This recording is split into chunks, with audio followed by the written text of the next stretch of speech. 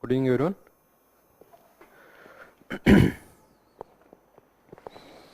So in the last class, we were discussing about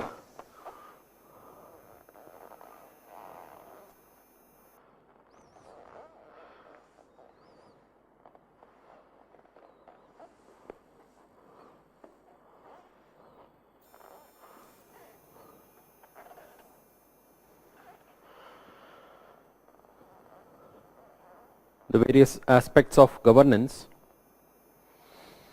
We started with the different stakeholders of governance, that is state, market and civil society, different dimensions of governance in India. Okay, we discussed in 5 different dimensions: kaun sa? Political, legal, judicial, administrative, economic and social, environment. And in the same headings we also discussed the different governance issues in India, and briefly about the strategies for good governance in India, then the various initiatives that were taken in India for good governance, various examples. And one such one we discussed in detail was minimum government, maximum governance, what is the meaning, etc. Then we started with the Right to Information Act. I gave you brief about the evolution of Right to Information Act, Right to Information in India as a right, okay, how exactly over the period of time it has evolved. In this class, let's try to study little bit in detail about the right to information. So any doubts in the previous class?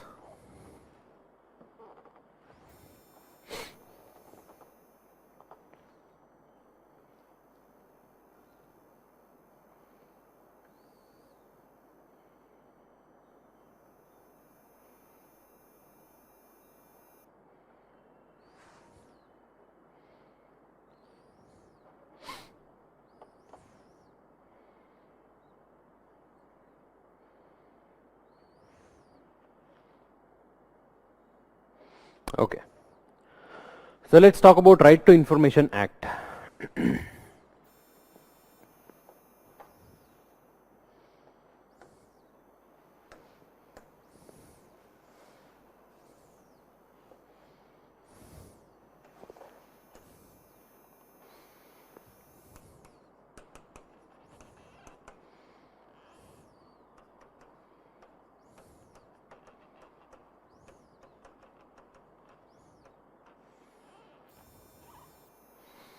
First we discussed about the evolution, next RTI Act of 2005. Okay, the various provisions of this Right to Information Act. Let's talk about that. So we have Right to Information Act, which was passed in 2005, which is considered as a landmark legislation in the context of good governance in India. Right to information ensures transparency in the administration, transparency in the way government functions, right? So it is trying to bring more transparency in the way of functioning, because once the information related to the function is available to the people, so they will try to ask question to the government, that brings more accountability also. It's basically a measure of transparency which ensures accountability of the government towards the people. Here it says that right to information, which is different from Freedom of Information Act, which was earlier act that was in 2002. 2002 में जो था that was Freedom of Information Act. Now 2005 में जो pass हुआ था that was Right to Information Act. So what is the difference here? It is the right. Okay, basically it exclusively says that it is a right. So what is the right here?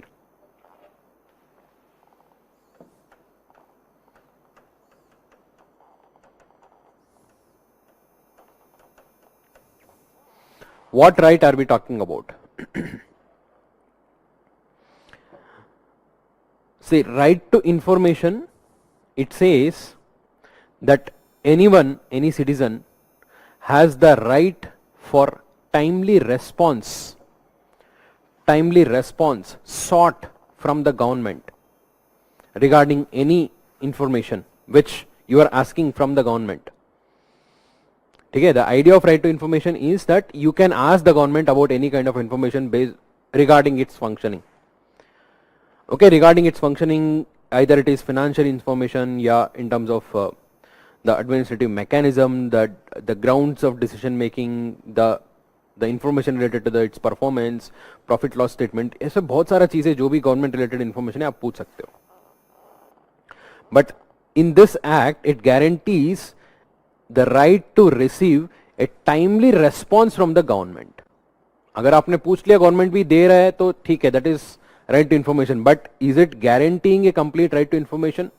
No, unless there is a timely response, which was lacking in the earlier freedom of information. What is this timely response? The government should respond within a given period of time. There is a time limitation within which it has to respond. So that is what is the right for timely response. Okay, right of timely response for any kind of information which you have sought from the functioning of government, related to the functioning of government. That is what is right. Okay, you can write the definition. What is right? The right to receive a timely response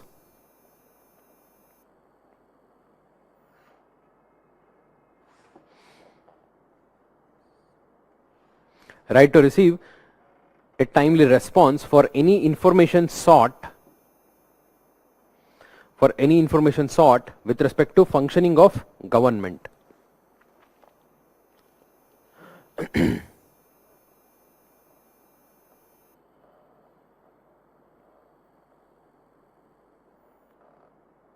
Okay, basically बोल रहे हैं कि जो भी आप पूछ रहे हो तो पूछ सकता था, पहले भी पूछ सकता था. So now it is guaranteeing the reply in a time bound manner. So that is the right. What is information here? That should be defined, right? It says that right to information. What is information as per the Right to Information Act? As per the Right to Information Act, information is any kind of material in any form, such as records, documents, memos, mails, emails, in any form, any kind of material which is under the control of a public authority.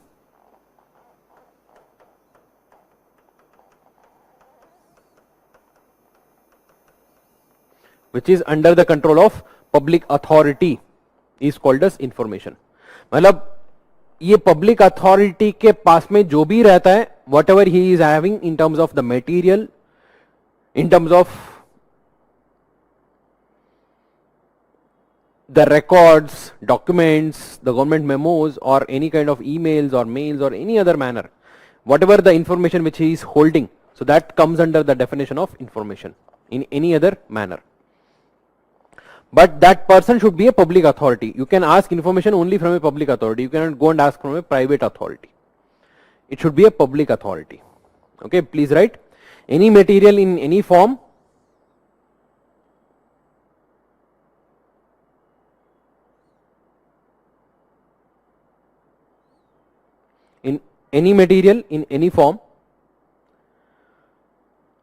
such as records, documents, memos, emails, etc.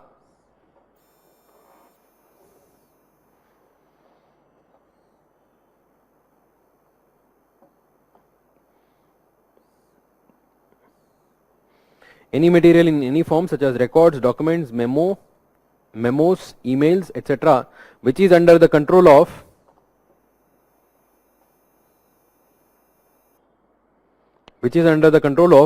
any public authority.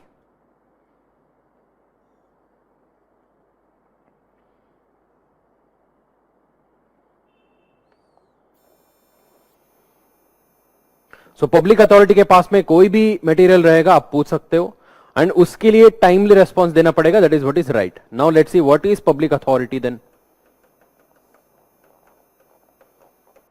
Who is a public authority and who is not a public authority, ये भी define होना चाहिए ना.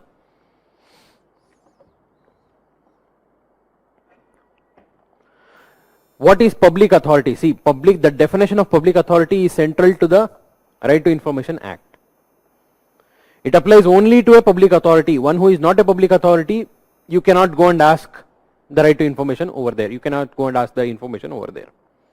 It is only for a public authority you can ask.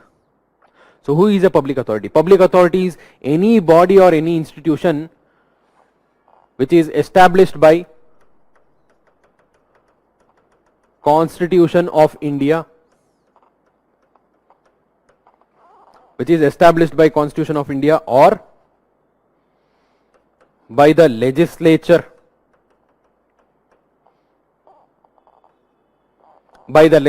either by the union or state.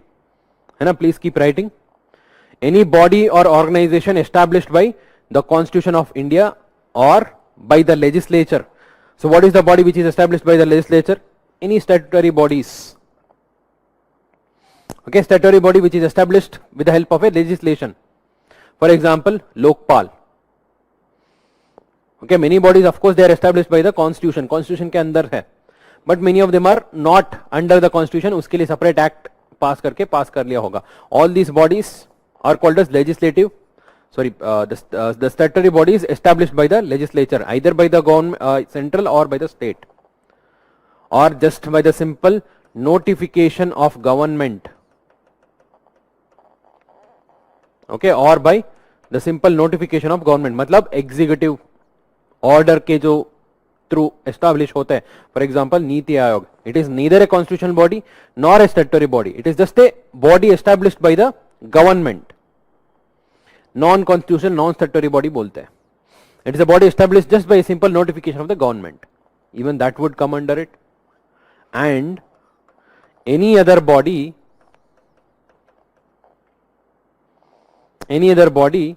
which is owned or controlled or substantially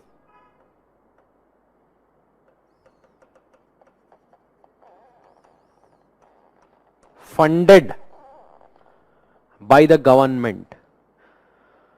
It may not be a constitutional body, it might not be a statutory body, it might not have been established by the government, but if it is still owned by the government, or it is still controlled by the government, or it is substantially funded by the government, in that case, still it comes under the definition of public authority. Owned by the government to pata hai, various organizations, public sector organizations, they are part of the government, they are owned by the government, the public sector companies. Controlled by the government का example क्या है? Those bodies which are not owned by the government but still it is controlled by the government. Example, BCCI. Okay, BCCI, you know that BCCI is a society registered in India. It is not a government body. It is just a simple society. It is the government which has given it the authority to select the cricket team for India, which represents India. Government ने उसको power दिया है, कभी भी छीन सकता है. ठीक है, because BCCI is just a society, of course one of the richest society. ठीक है, it is just a society, but certain functions of BCCI are controlled by the government. BCCI, even though they select the players, even though they set the tournaments, everything, if the government says नहीं पाकिस्तान के साथ में आप नहीं कर सकते cricket, उनको नहीं कर सकते. पाकिस्तान प्लेयर्स को IPL में इन्वॉल्व नहीं कर सकते, they cannot do so. So they are controlled by the government. Still that is a body which is a public authority, and this has been clearly said by CIC, the Central Information Commission has clearly said it. Since the functions are being controlled by the government, it becomes a public authority, but BCCI continuously इसको deny करके ऐसे pending में रखा है. Okay, BCCI तो ऐसे continuously इसको deny करके, so it is never accepting that it is a public authority, but CIC तो बोल दिया है, कोर्ट में केस पेंडिंग है. Substantially funded का मतलब है many NGOs who are receiving a very good amount of money from the government, even they are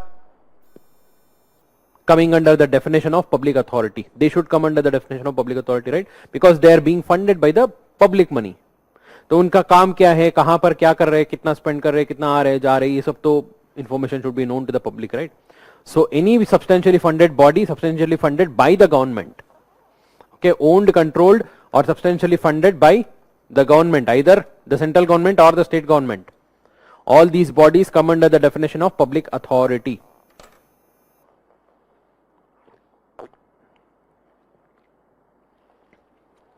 Is that clear?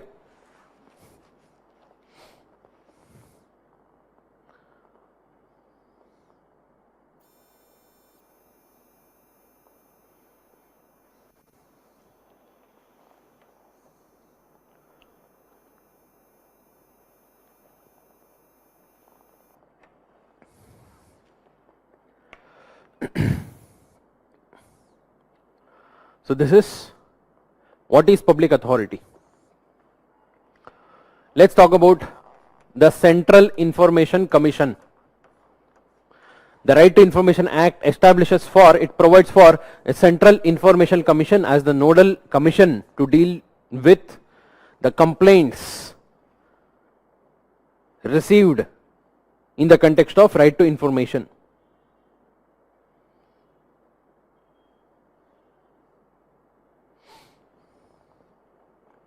Basically it is a nodal appellate agency, okay, जहां पर appeal होके finally पहुंचता है and they will take the call and whatever they say it is binding. That is Central Information Commission. It is made up of,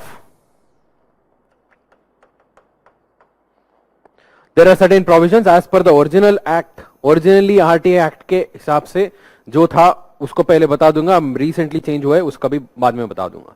Okay, originally it is supposed to be made up of one Central Information Commissioner and plus 10 Information Commissioner, Chief Information Commissioner and 10 Information Commissioners. This is the composition.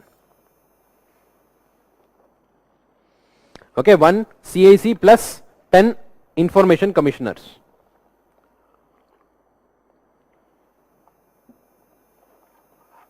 State level में हो जाएगा SIC plus IC. State Information Commission plus up to 10 Information Commissioners. Okay, up to 10, not exactly 10, not necessarily it has to be 10 always, up to 10.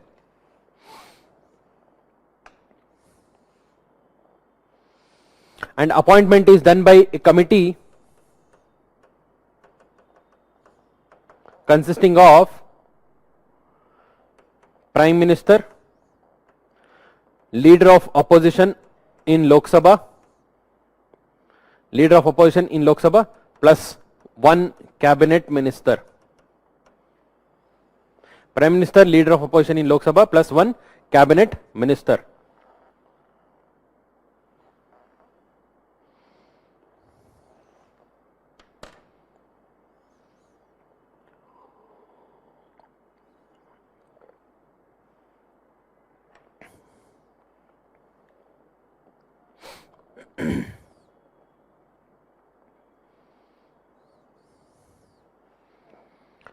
Okay, this is the appointment committee which is responsible for appointing the members of this information commission at the central level. At the state level इसका equivalent आएगा, PM के जगह में chief minister आएगा, leader of opposition in लोक सभा की जगह में leader of opposition in legislative assembly and one cabinet minister. Okay, state का respective है. And the term is for a period of 5 years up to the age of 65. Okay, 5 years up to the age of 65.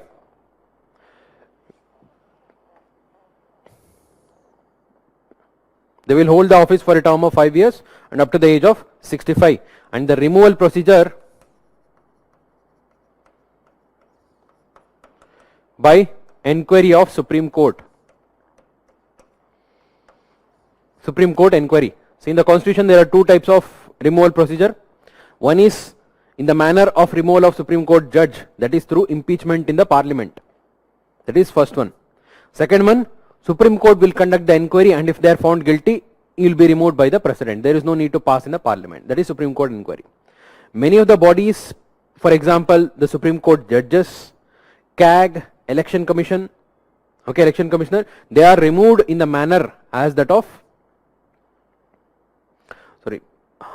so they are removed in the manner as that of the impeachment, the first procedure. Other than that, many other bodies their members, their chairperson are removed by the manner of Supreme Court inquiry.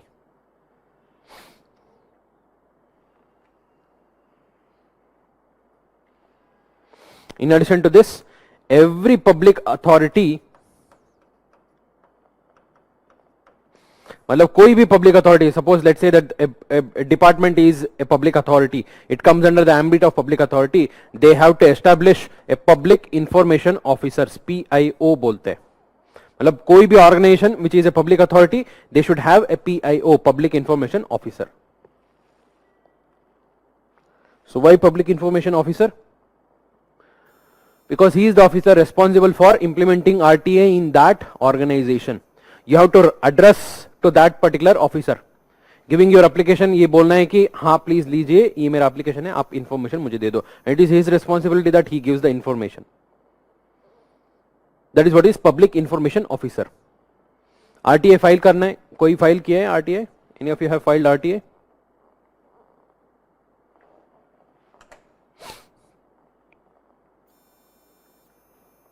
बताइए, if any of you have filed RTA?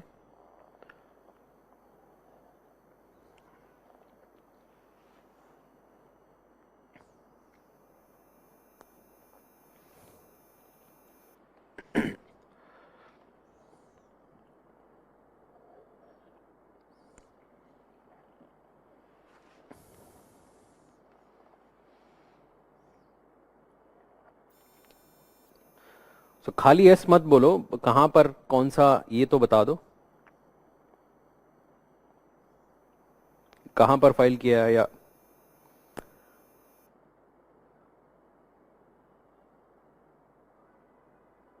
देखो मौका तो नहीं मिलेगा, मौका तो हमें बनाना पड़ेगा.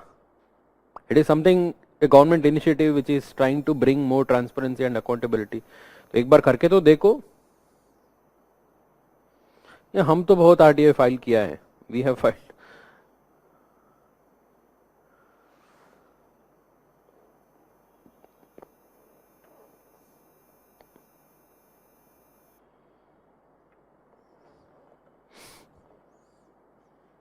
चलो ठीक है, अभी तो टाइम है.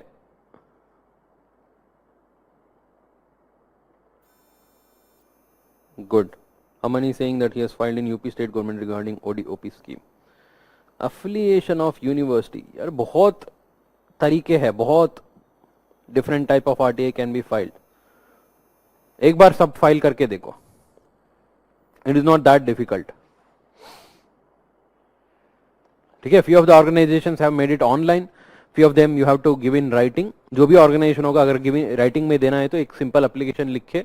So address to the PIO of that particular organization and आपका जो भी सब्जेक्ट मैटर सब कुछ लिख के कौन सा इन्फॉर्मेशन आप मांग रहे हो एक क्लियरली स्पेसिफाई करना है. You should clearly specify what is the information which you are asking for. The information sought that should be clearly highlighted. Okay, bolden करके अंडरलाइन करके लिखना है उसको. एंड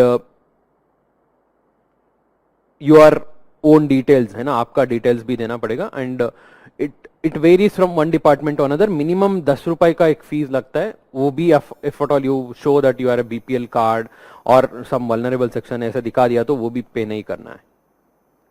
ठीक है, मिनिमल फीस लगता है तो वो लगा के आपको देना पड़ेगा. ओके, कोशिश करो एक बार atleast once you should file RTA. UPSC का तैयारी कर रहे हो, इतना तो पता होना चाहिए गवर्नेंस पढ़ के. Okay, this is the organisation CIC. But recently there are certain changes. Okay, recently there are certain changes made in this. इसके बारे में बात करूंगा. Other than this, the time period is important. The Right to Information Act mentions that whatever the information sought, that should be given within 30 days of receipt of application. Application receive करने के बाद within 30 days the information should be given. There is a time limit of 30 days. And particularly in few of the cases where the information is related to, it is causing the dependency on the liberty or life of a person. It is pertaining to the life or liberty of a person. In that case, the information should be given within 48 hours. Okay, generally 30 days hai.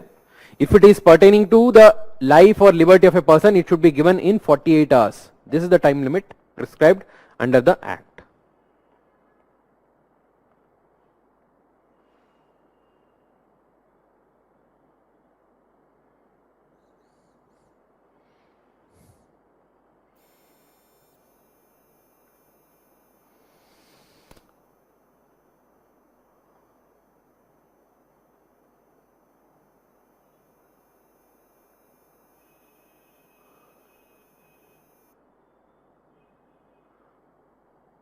Sumit is asking, RTA always correct?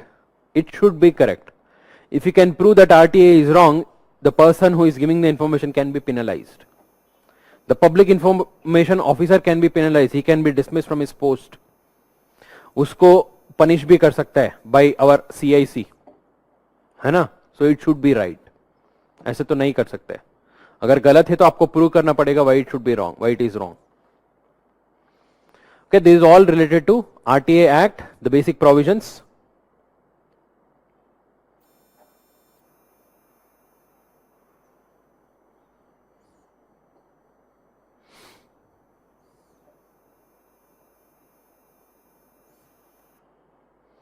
Any doubts here?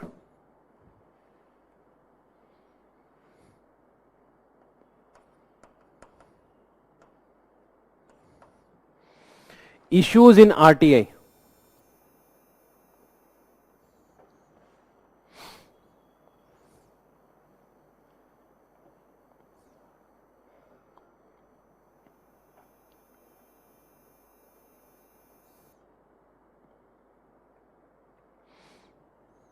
Issues in RTA. One of the most important issue with respect to RTA is OSA, Official Secrets Act 1923. Official Secrets Act, OSA 1923. One of the major issue related to RTA.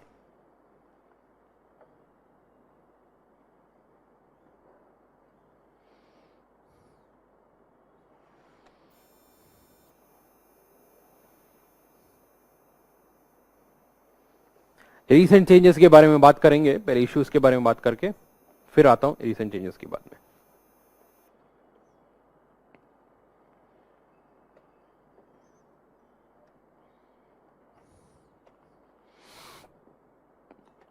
So what are the issues? Major one है Official Secrets Act. What is this Official Secrets Act?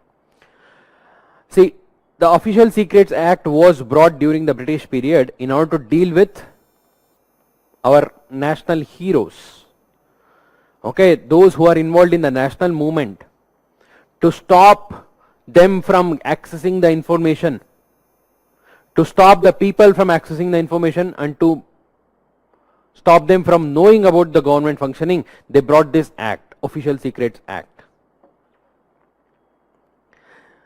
According to this act, any information which is classified as secret, okay, any information which is classified as secret by the government cannot be disclosed to anyone other than the person who is responsible to know this. जिनका जो power है, जिनका जो responsibility है इसके बारे में जाने, बस उसी को ही बता सकते हो. You cannot tell this to anyone. If you tell this to anyone, suppose you are a public servant, you know about some information and you are telling this to someone else, you can be punished. आपको punish कर सकते हो. Okay, the government can punish you, the government can target you. So that is what is Official Secrets Act. You are not supposed to disclose any kind of official secrets. And what is this official secrets? It is not defined in the Act only. It says whatever the government says as official secret, that will become an official secret. And उसके अंदर भी classification है. Secret, top secret, confidential secret, restricted information, ऐसे बहुत सारा classification है. But there is no definition of secret here, which whatever the government thinks, it can become the secret. And once the government says, okay, this is a secret, you are not supposed to disclose to anyone. even if it is coming under RTA. Suppose somebody is asking information which the government has already classified it as a secret. The public information officer will just say, okay, no, this has been classified as a secret and cannot be disclosed. Very easy. And what is secret and what is not secret, that is not defined. So इसका मतलब है government कभी भी कोई भी information को secret बोल के classify कर सकता है. This is one of the major issue associated with the Right to Information Act.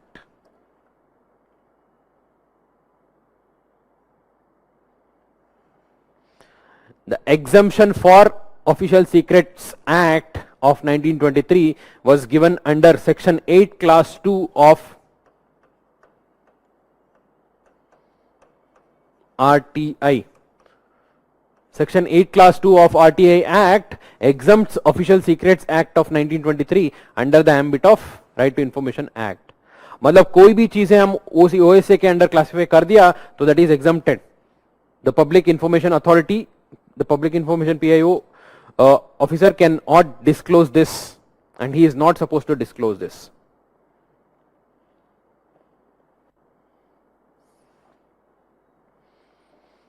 However, if the public authority thinks that the benefit of disclosure outweigh the harm, if the public authority thinks the benefit of disclosure outweighs the harm, only in that case the information can be disclosed. That means you are totally giving the discretion to the public authority.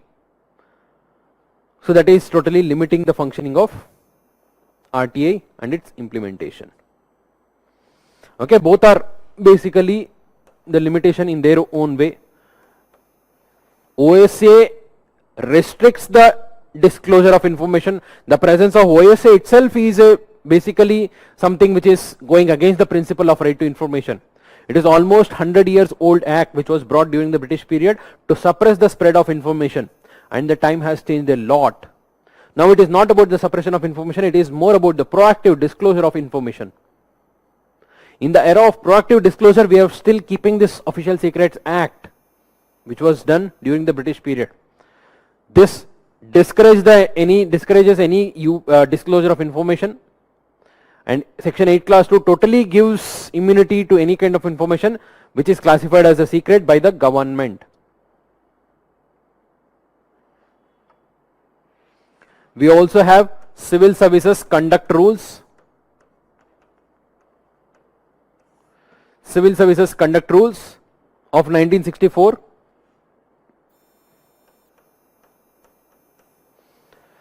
Civil Services Conduct Rules of 1964, which clearly, because there are certain rules which you have to follow for being a civil servant, वो तो follow करना ही है. That is codified in these rules, and that was done in 1964. And as per this codified rules, whatever the official document of the government is there, you cannot show it or share it with anyone without the authorization of the government. It is your responsibility that you save it, and it is your responsibility that you ensure the non-disclosure of this kind of documents, जो भी official document होगा. इसलिए you might have seen many of the files, government files के अंदर secretary के जो भी files होता है ना, उसके ऊपर लिखा होता है classified information. उसका मतलब है you are not supposed to see that. If you are a person who is not authorized to see that and you are seeing that, even you can be punished as per the rules.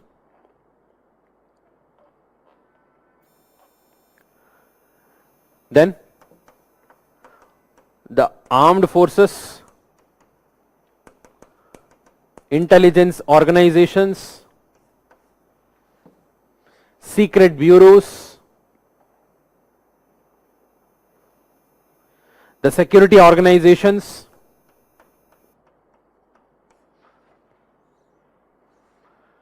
they do not come under RTI. इसका भी clearly exemption दे दिया है RTA Act के अंदर. The entire armed forces, the security organizations and the intelligence units do not come under RTA at all.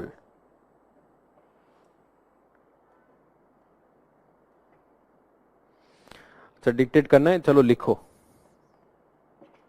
These are the major issues which has been there since long time. इसके साथ में the poor working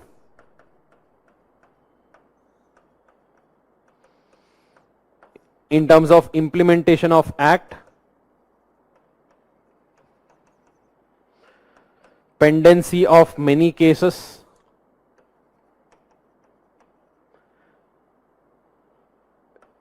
related to RTA. Poor implementation of act, kaise? See, there is an entire organization which is set up to ensure the implementation of the act. अगर कोई public authority, if they are delaying before, after 30 days के बाद में भी delay कर रहा है, so you can easily approach the Information Commission and they should be able to punish them. वो तो कभी होता ही नहीं है. There is so much of delays in the implementation. None of these officers from the government organization, rarely they get punished from the Information Commission for not disclosing the information within the given time frame. They are rarely punished. Second, in many of the cases, even after the CIC has given the judgment, the authority is saying no, this is wrong, and it will go to the court. Best example है हमारा political parties. The Central Information Commission has declared that all the political parties come under, who are in the tag of national political parties. The national political parties, there are certain criteria, na? This percentage of votes, this percentage of seats in the state legislature, assembly, parliament. ये सारा criteria के ऊपर we have classified certain parties as national political parties and state political parties. So जो भी ये tag के अंदर आते हैं, they get certain benefits from the government. तो इसको लेके many of the people have applied that they come under the ambit of public authority, so they should disclose the information which we are asking for. Central Information Commission had said yes, they come under the ambit of public authority, they should disclose. All these parties went to Supreme Court and the case is still pending in the Supreme Court for a very long period of time. In fact, they even wanted to bring an amendment in the act itself, which was heavily criticized. फिर उसको छोड़ दिया है.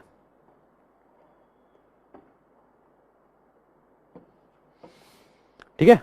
Overall, these are the major issues. Please write down.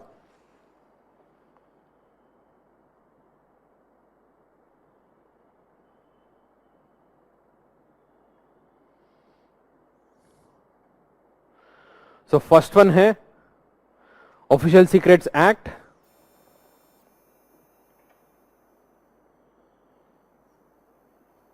Which governs the matter of secrecy and confidentiality. Which governs the matter of secrecy and confidentiality in governance. Governs the matter of secrecy and confidentiality in governance. Stop. However, secret is not defined in the act.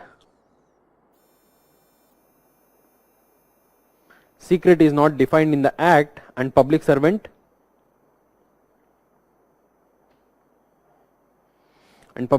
enjoys the discretion.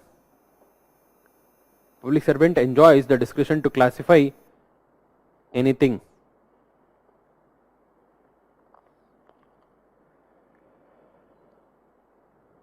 Second one, Section 8 Clause 2, which exempts Official Secrets Act.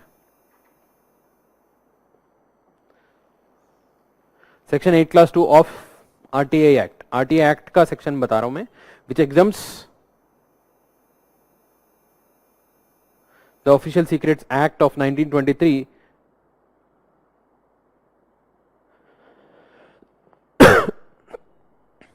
under RTA.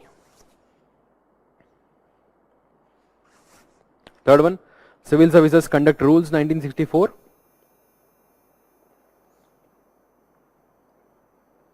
which prohibits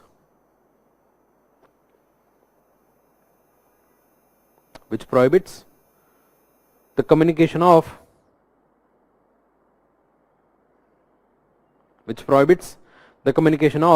an official document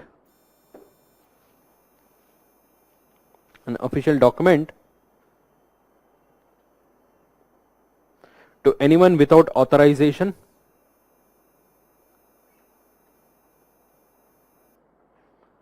and fourth one, armed forces, intelligence agencies and security agencies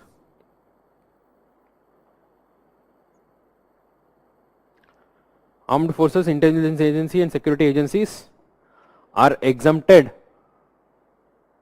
from the ambit of RTI. Are exempted from the ambit of RTI. Then fifth one, poor working of the commission in implementation and also in terms of the cases pending in court.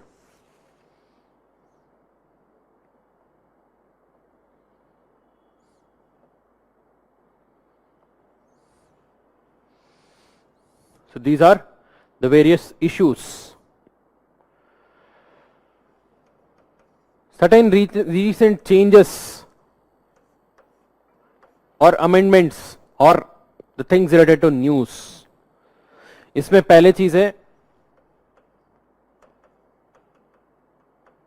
RTI Amendment Act of 2019. RTI Amendment Act of 2019. तो इसके बारे में हमने last year batch में भी discuss किया था, क्योंकि ये बिफोर लास्ट ईयर का न्यूज़ है और लास्ट ईयर क्वेश्चन भी आ गया डायरेक्टली. ठीक है, सो दोबारा इसके ऊपर क्वेश्चन आने का चांसेस कम है, बट फिर भी बता रहा हूं फॉर योर प्रीलिम्स ये इंपॉर्टेंट है. In 2019, the government passed the amendment to RTI and amended few of the provisions. First important provision which was amended was the term. Here it is fixed as 5 years and 65 years of age. That was changed to no fixed term, and the term would be decided by central government. Okay, first important change. पहले जो 5 years और up to the age of 65 का जो limit था ना, so that was removed and it said कि there is no fixed term and whatever the term for the people who are being appointed as the commissioners, वो term हम ही decide करके appoint कर देते हैं during the time of appointment. Second, यहां पर whatever the conditions of service,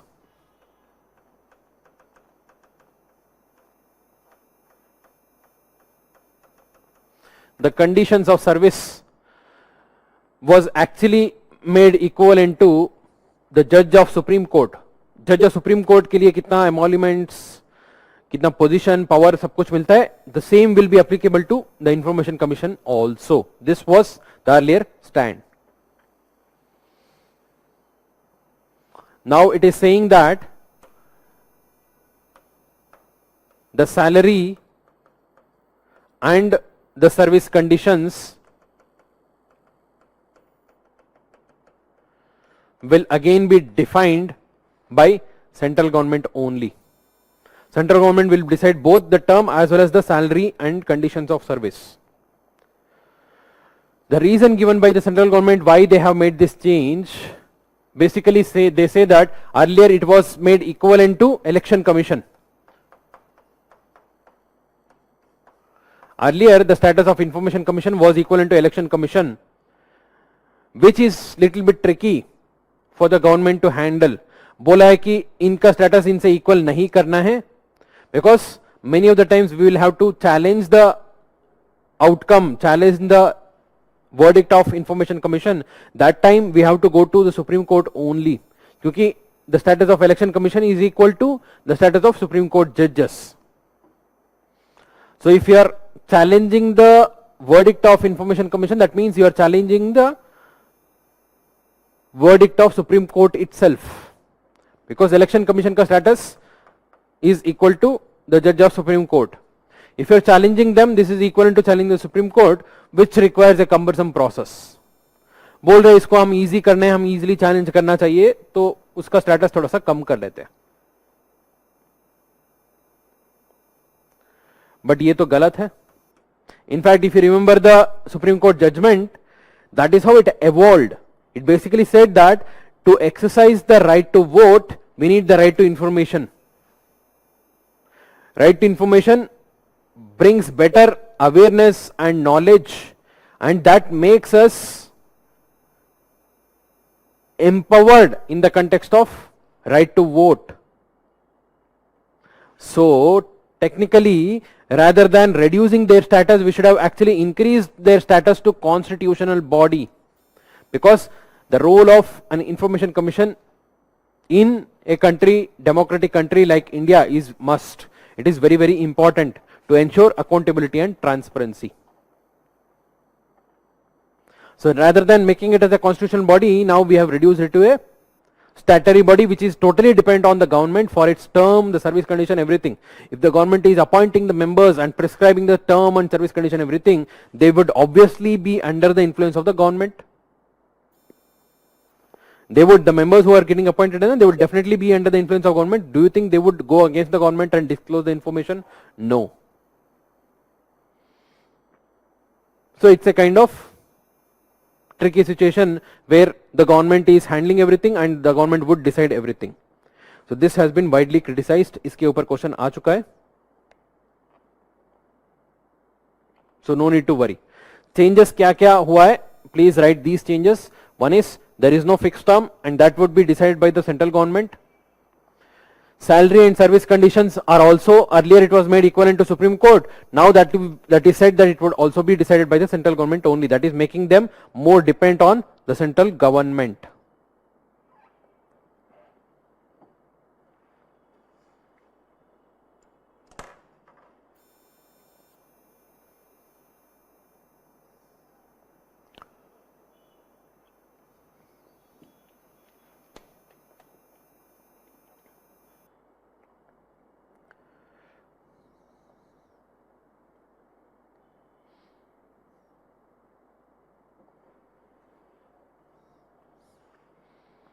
Is that clear?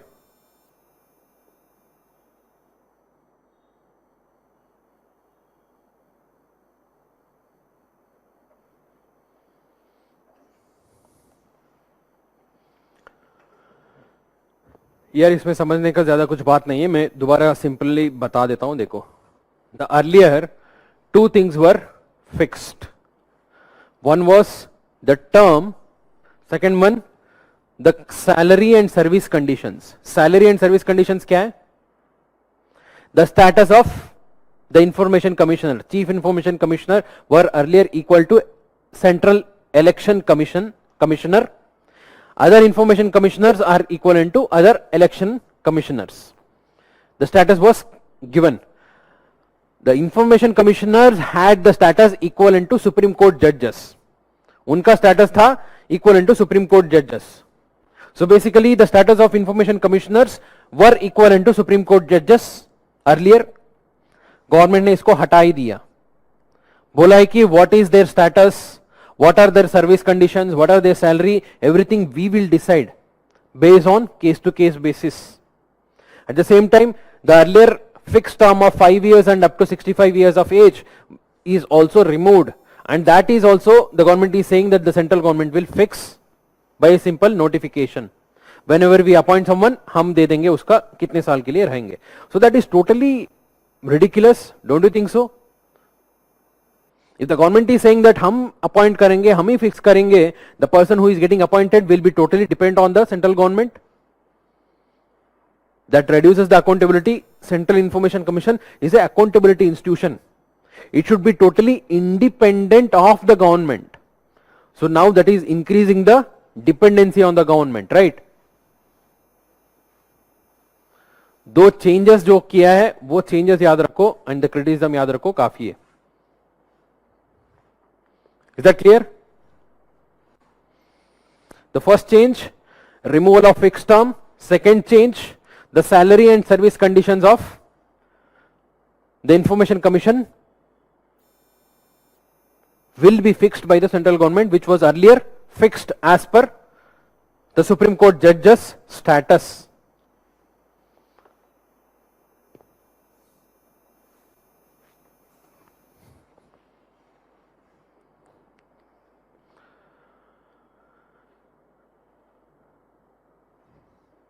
Any doubts here?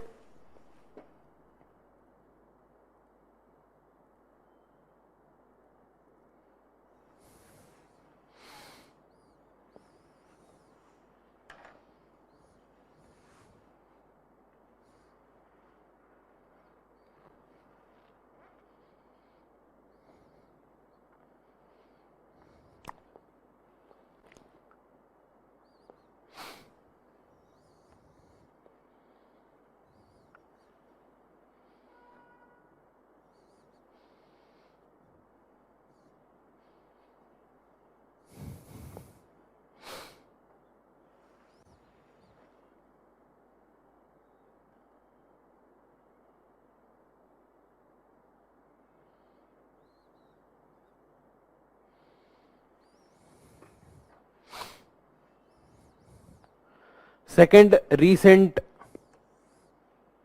issue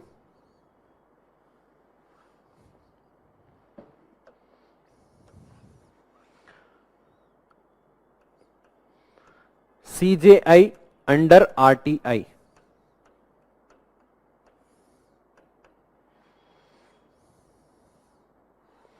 The Chief Justice of India, whether he is under RTI or not.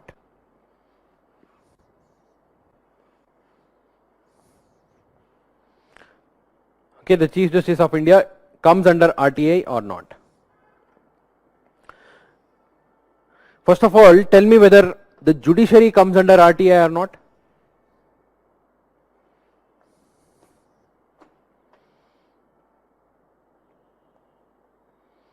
बताइए whether judiciary is under RTI or not.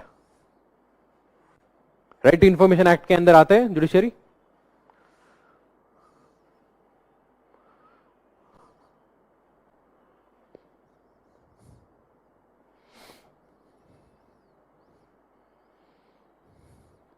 So we have both yes and no.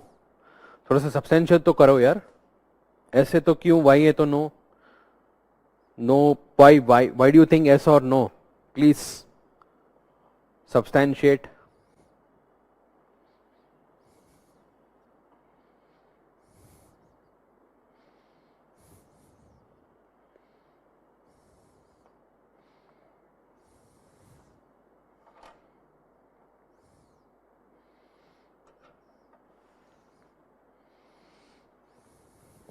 Limited. Few of you are saying limited. Limited to what extent? Can somebody tell me? CJI छोड़ो, I am talking about the judiciary as a whole.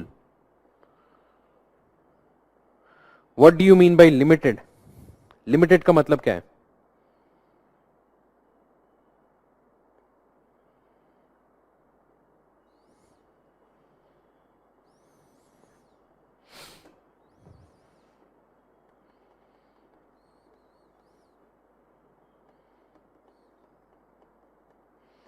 चलो, let me ask you. So let's say Supreme Court का कोई verdict आया है in one of the cases and the Supreme Court has given life sentence to a person.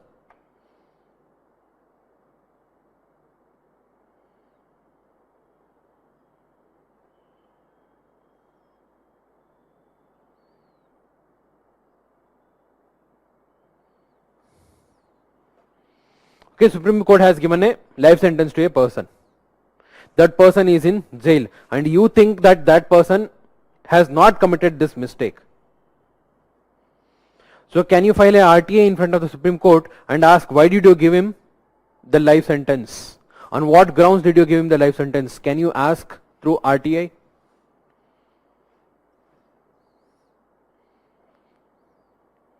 Supreme court ने बोला है कि ये बहुत कंट्रोवर्शियल केस है, हमने देख लिया, इसको लाइफ सेंटेंस मिलना चाहिए, इट इज नॉट टेलिंग. कुछ केसेस हो सकता है. Okay, they will not disclose every information which is considered.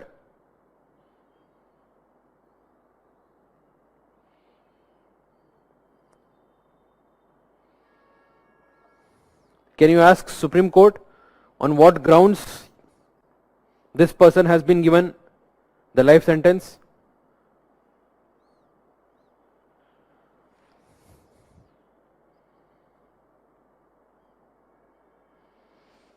Of course not. Of course not. You cannot ask through RTI. If you try to ask through RTI, that is considered to be an interference in the administration of justice. Even you can be held for contempt of court. You cannot ask about the judgments. However, there are certain information related to the administrative functioning of Supreme Court or High Court. So that one you can ask. For example, what is the overall annual expenditure of Supreme Court? How much money has been given to them? How many staff members are working over there? है ना? So what is the overall infrastructure given to the Supreme Court? So is there any tender called for acquiring that infrastructure? ये सारा चीजें पूछ सकते हैं. that is related to administrative functioning of the court, you can ask through RTA, but not judicial function. Okay, जो भी court होगा, whether it is a high court or supreme court or any court, you can ask about the administrative function. The court has two functions. One is judicial functions, second one is administrative functions. It is a body which has certain administrative functions also. The Supreme Court has to manage its own staff,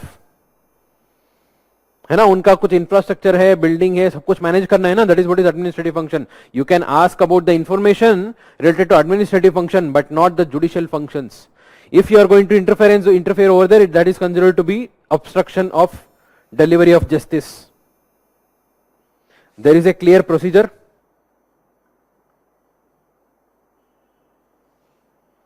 There is a clear procedure if you want to apply for appeal. Appeal के लिए clear procedure है, court ने set किया है. In some cases locus standi apply, in some cases locus standi do not apply. है ना, वो procedure follow करके आपको पूछना है, ऐसा ही नहीं आरटीए लगा के नहीं पूछ सकते कोई भी आके. So that is about the RTA for judiciary. Administrative function can come under RTA and this function is performed by their own officers.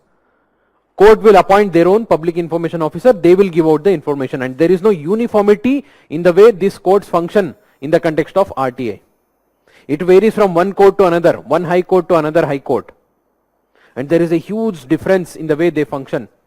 In some of the high courts they ask for a very high amount of fee, है ना, पर page जो भी information आप पूछ रहे हो पर पेज के हिसाब से बहुत ज्यादा पैसे मांगता है.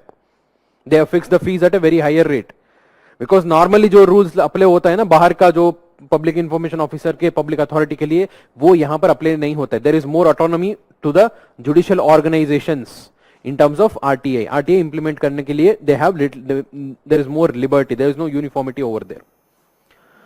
So अभी बात ये है कि it is not about whether they come under RTA or not. I told you their administrative function directly come under RTA, but there is some variation between courts how they handle about it.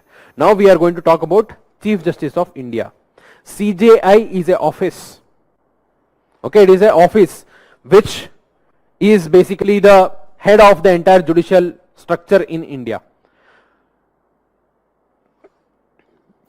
There is this very famous case, Subhash Chandra Agarwal versus Supreme Court case.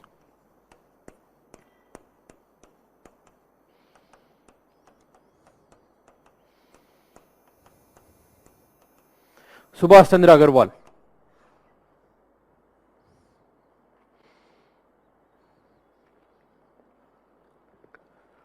Collegium के बारे में बात करता हूं. This comes under this one only.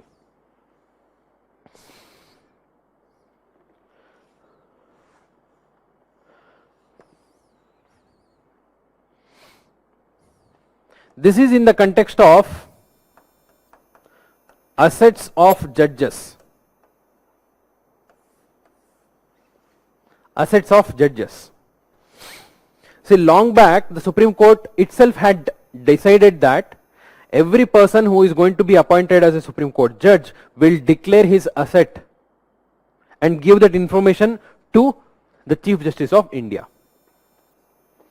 ना बहुत पहले 90s में ही वो लोग डिसाइड कर दिया था, so that every person who is getting appointed as the judge of Supreme Court should disclose the details related to his asset. कितने asset है, कितना पैसा है, before he is getting appointed as the Supreme Court judge, so that there is some kind of accountability that he does not make an illegal money during the process, during the functioning.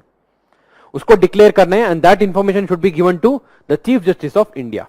The details related to assets of judges should be given to the Chief Justice of India.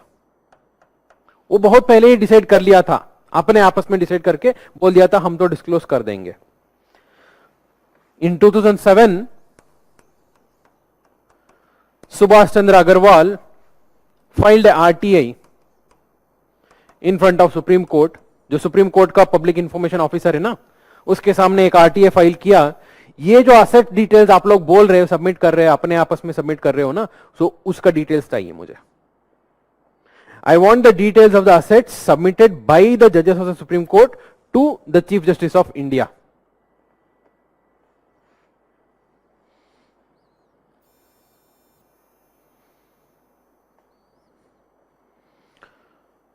Okay, so that was submitted in front of Supreme Court's Public Information Officer. So what this Supreme Court's Public Information Officer did, he said that this information comes under the office of Chief Justice of India because he is the person who is holding this information, right? And Chief Justice of India is not under RTI. It is not a public authority under RTI. This is what the PIO of Supreme Court said.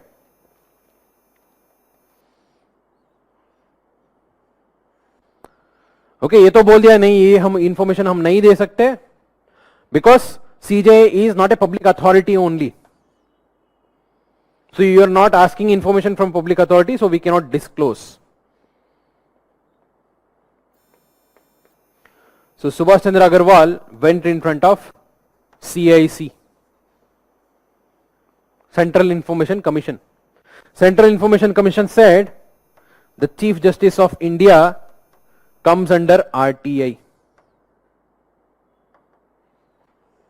बोल दिया है कि Chief Justice of India comes under RTI.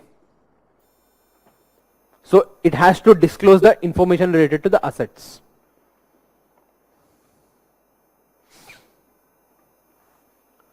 So अभी यहां पर बोल रहे CIC बोल रहे कि CJI comes under RTI. Supreme Court बोल रहे नहीं CJI does not come under RTI.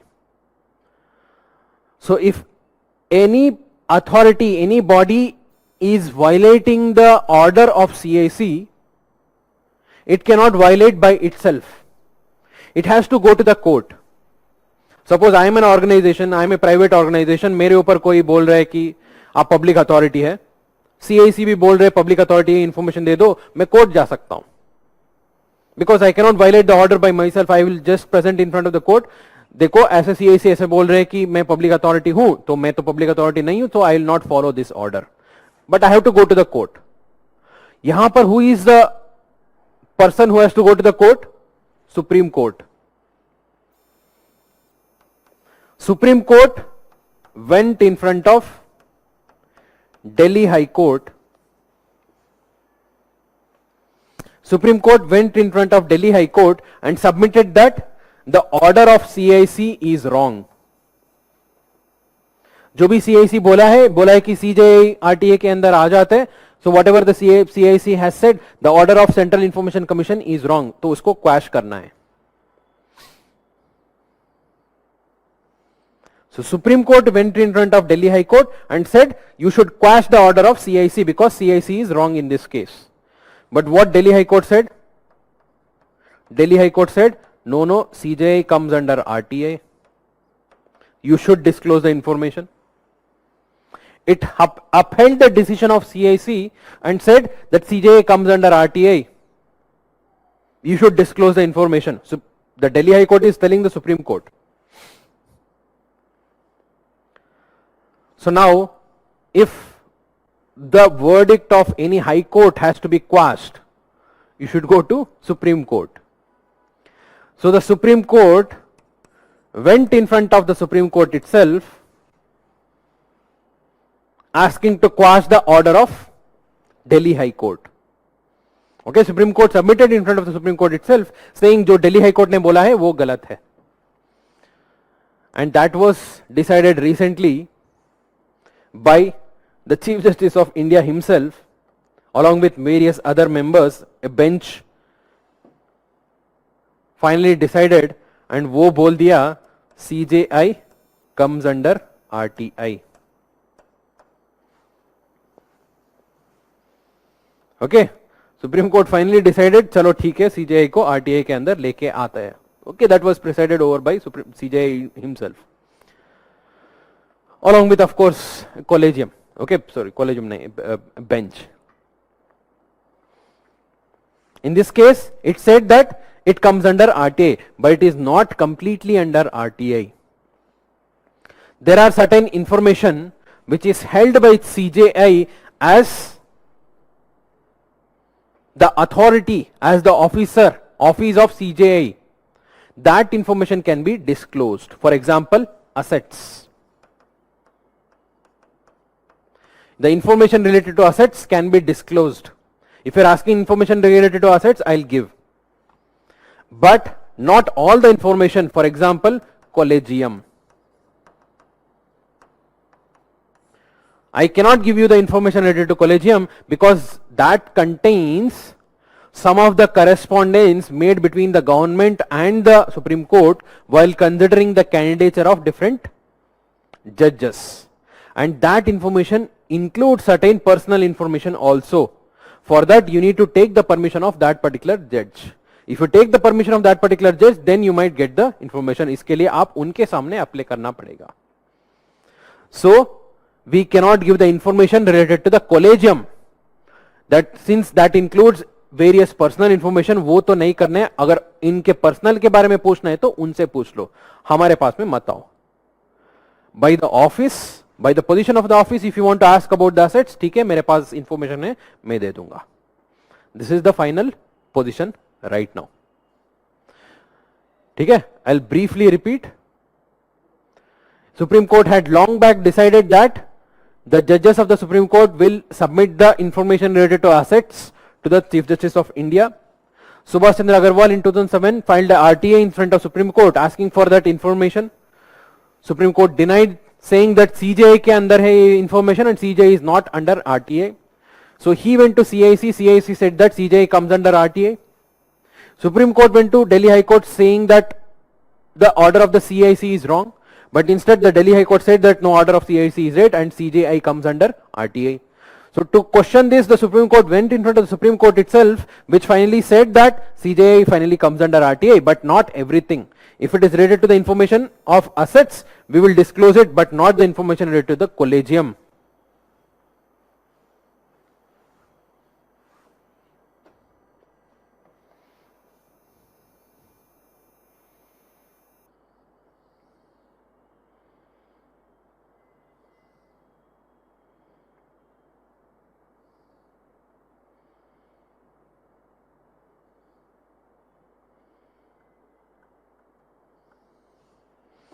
Is that clear?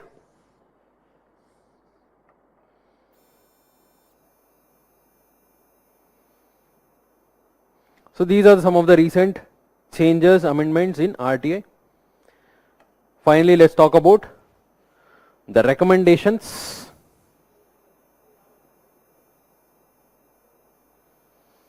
Or suggestions.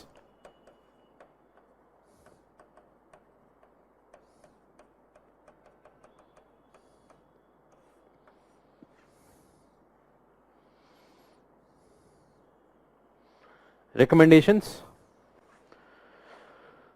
यहां पर तो आप बहुत कुछ लिख सकते हो. बेटर है कि write whatever our second ARC has suggested, that is most official and appropriate.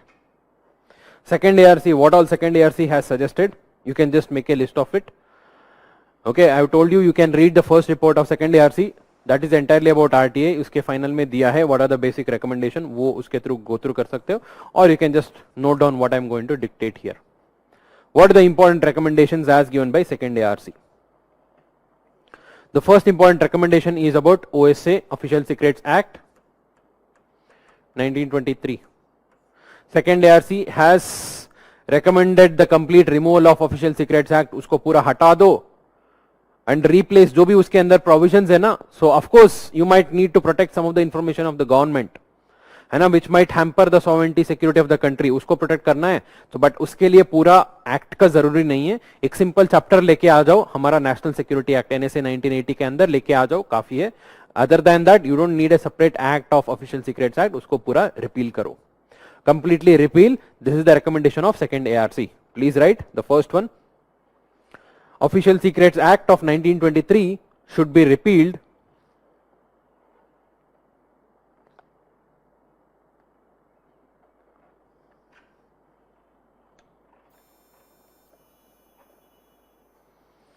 Official Secrets Act 1923 should be repealed and substituted by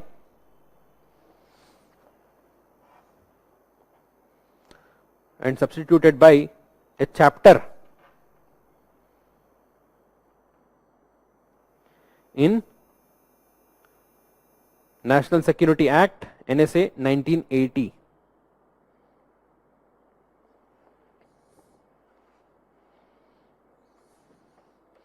Second important recommendation, bring armed forces under the ambit of RTI.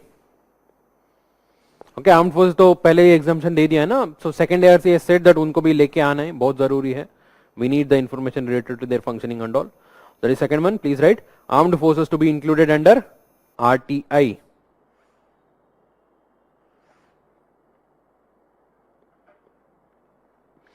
Armed forces to be included under RTI. That is second major suggestion.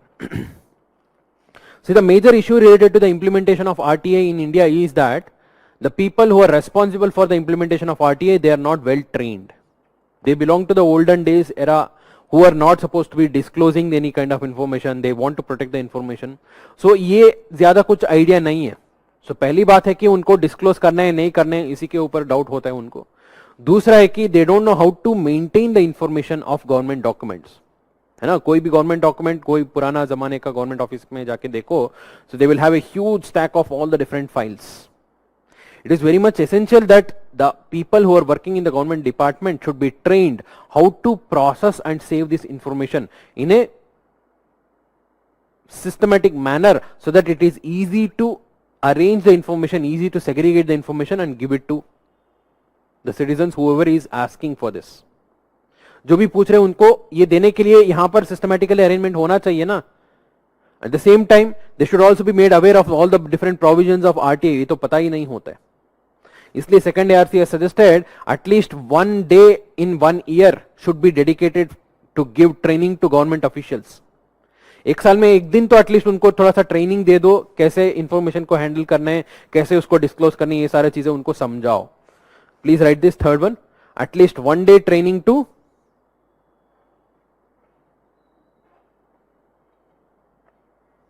at least 1 day training to all government employees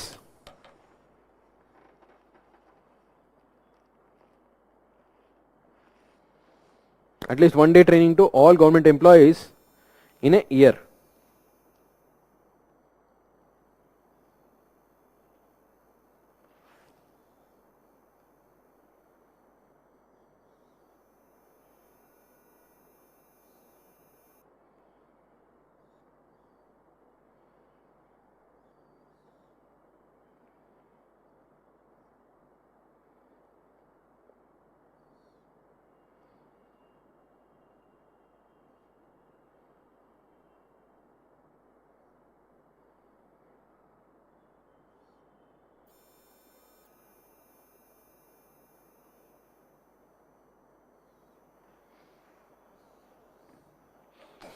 Then in many of the cases the information is not sought. The people are not asking the information. लोगों को पता नहीं होता है. How to make them aware that there is such kind of right that they can go and ask the information. The government should proactively do that. The government should proactively encourage the citizen to come forward and ask for information, and that can be definitely done by disclosing suo moto. Suo moto मतलब अपने आप disclose करना. You should not wait for people to come and ask.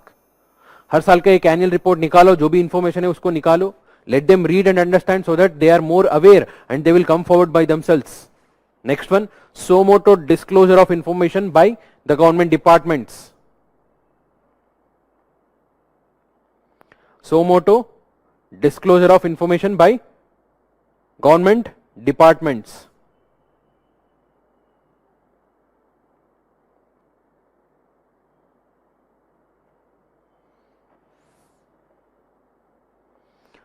Most importantly,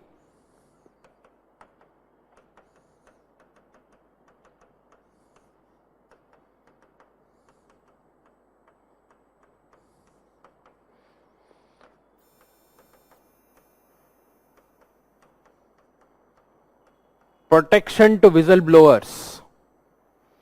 Protection to whistleblower. Who is a whistleblower?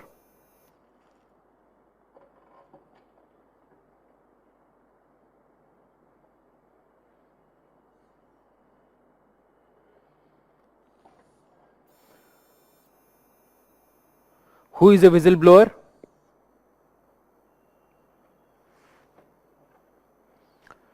See, whistleblowing is disclosing some information which is related to the government. Okay, you know some information, there is some issue in the government, कुछ लफड़ा हुआ है, कुछ scam हुआ है, there is some problem. Somebody has done some kind of corruption, some issue is there, and you know that information, and you will give that information to the public. That is what is whistleblowing. So you may be a person who is working within the department or outside the department, दोनों हो सकता है. Both are considered as the whistleblowers only. Whistleblowing is basically बोलना है कि कुछ तो गड़बड़ है, देख लो. ठीक है? And protection to whistleblowers is very, very important thing in India. We know that. We have seen many of the cases where whistleblowers, the people who are considered as the RTA activists, they were killed, they were murdered. We have seen many cases. The whistleblowers, they were targeted. Of course, it is related to some kind of mistake, some kind of crime. तो उनको खुद का position बचाने के लिए तो they are ready to do anything, right? So there is a requirement of protection to whistleblowers. Second ARC has recommended long back, and even the government has brought out a Whistleblowers Protection Act.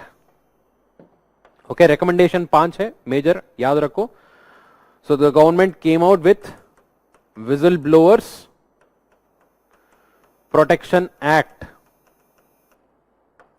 in 2014. Whistleblowers Protection Act in 2014. So basically whistleblower demand क्या था, जो भी whistleblow कर रहा है, मतलब whoever is disclosing the information, he should be protected. But this act is considered to do more harm than to protect in some aspect. Of course, there are clearly defined provisions regarding whistleblowing. It clearly says that anyone may make disclosure. ऐसे कुछ rule नहीं है कि you should be working within the department, you should be outside the department, ऐसे कोई जरूरी नहीं है. Anyone may make disclosure. If you know information, you can come out and tell in the public. But there are no anonymous disclosures. While making a disclosure, you should give your name, your identity. It is a must. There are no anonymous disclosures.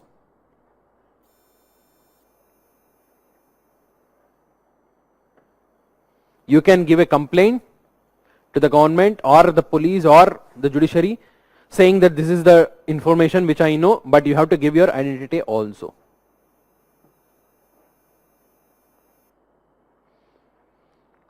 ठीक है? So this provision was widely criticized. Of course, इसके अंदर provision है, the investigating authority shall not disclose the identity of this person to anyone else. किसी को नहीं बताने कौन इसको इसके बारे में इंफॉर्मेशन दिया है, ये तो इंडिया में काम नहीं होता है.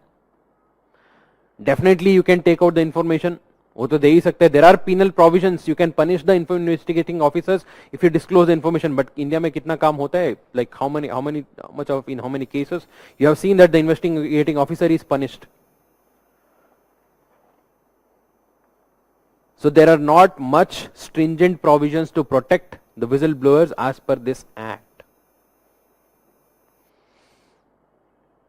Okay, the provision which makes it compulsory that you have to give your identity while making the disclosure, that itself is a major criticism of this act.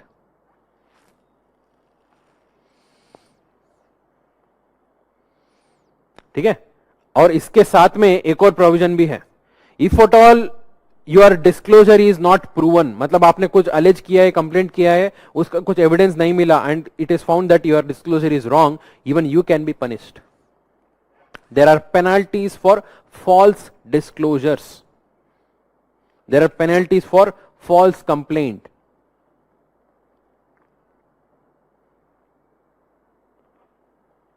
है ना? इसलिए this whistleblowing protection act is widely criticized. So please write, what is whistleblowing? The act of disclosing information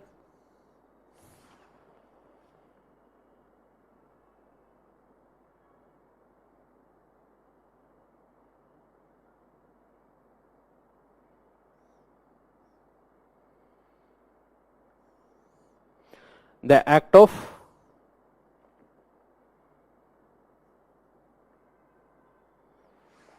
disclosing information by an employee or any concerned stakeholder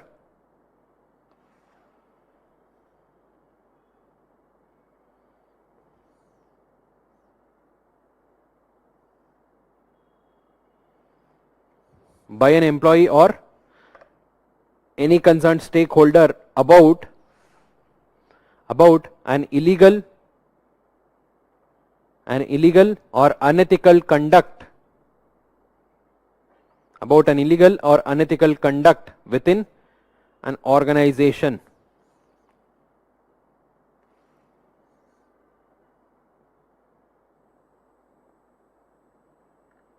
Within an organization.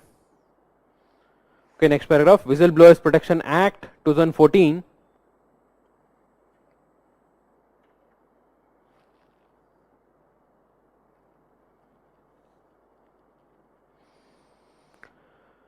Whistleblowers Protection Act 2014 provides the following provisions.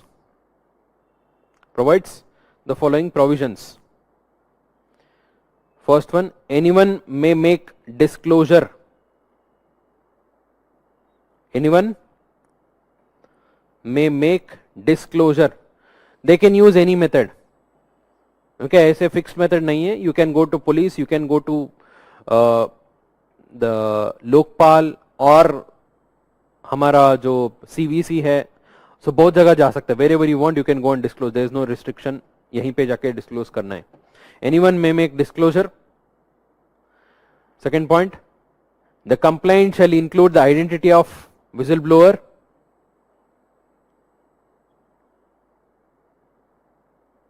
that is, no anonymous disclosures. No anonymous disclosures. Third one, nobody shall reveal the identity of complainant. Nobody shall reveal the identity of complainant.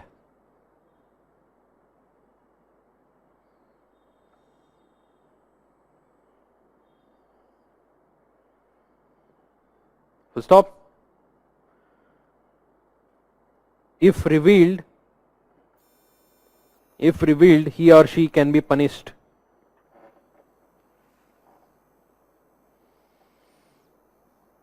Next one, penalties for false complaint. Penalties for false complaint. इसका criticism आप खुद लिख सकते हो.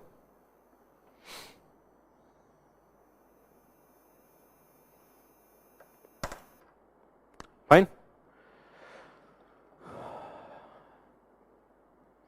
Yeah, let's take a short break now. We have completed RTI. Next we'll talk about citizen charter after the break.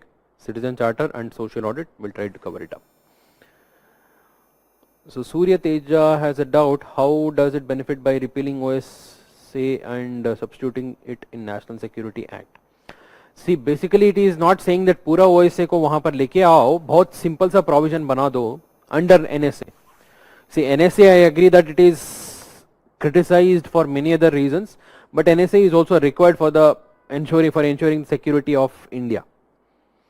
है ना? So there are various things, various issues in the context of spying, है ना, those who are working against the security sovereignty of India. But of course, many of the times it has been alleged that it is being misused to file a case. है ना? Of course, we need to make the provisions of NSA much more clearer. उसका बात नहीं हो रहा है. यहाँ पर criticism is not about NSA. OSA को हटा दो, पूरा जो वेग प्रोविजन है उसको सिंपल चैप्टर से NSA के अंडर इंक्लूड कर दो, क्योंकि it is related to security of the country. Only those things which are related to security of country should be under this chapter of OSA under NSA. Overall NSA के under ला सकते हैं, क्योंकि that is related to the security of country, है ना. And of course we need to make it more clear. उसको clear करना है, डिफाइन करना है कि what is a secret, what is not a secret, and what is those which comes under the ambit of RTI and which one will not. ये थोड़ा सा clear करना है. ठीक है, let's take a short break and come back and will continue after that.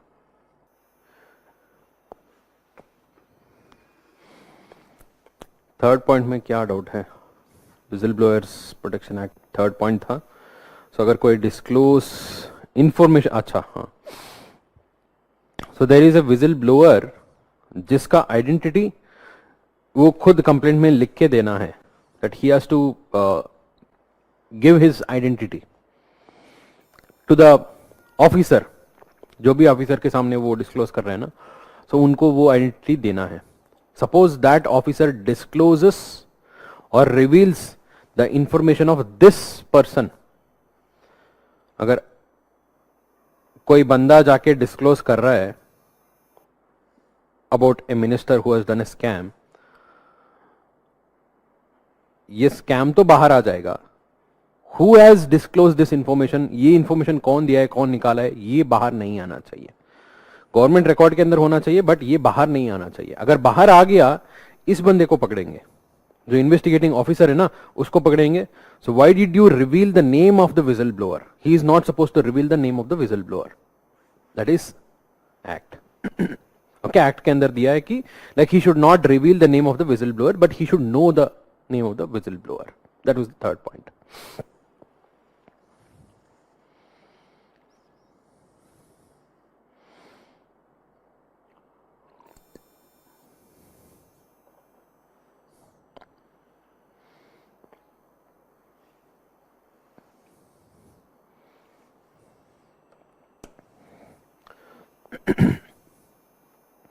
Let me briefly tell you about a concept called as citizen-centric administration.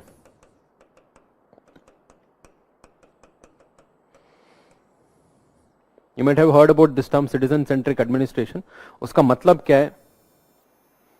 Citizen-centric administration. So basically, it is a governance system. It is administration in which it is trying to create an environment, administrative system which is trying to create an environment where every citizen, irrespective of its caste, community, race, sex, place of birth, residence, irrespective of his background, he will be able to fully develop his potential. That means उसको आगे आने के लिए जो भी opportunity चाहिए वो create करना चाहिए. The system which create such an environment where a citizen can grow to his fullest potential. Such kind of administration is called a citizen-centric administration. It puts the citizen at the center of administration. जो भी administration हम करने वाले हैं, तो that will take into consideration the benefit it finally gives out to the citizen. Whether citizen will be able to make use of this or not, वो consider करके हम administration देंगे. So that is what is citizen-centric administration. It is based on putting the citizen at the center of public service. Is that clear? So please write what is citizen-centric administration. It provides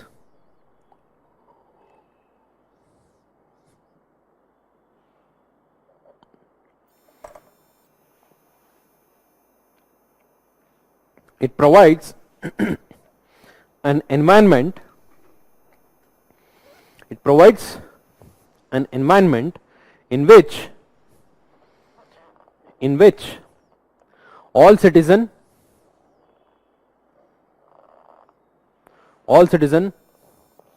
irrespective of class, caste and gender, all citizen irrespective of class, caste and gender can develop to their full potential.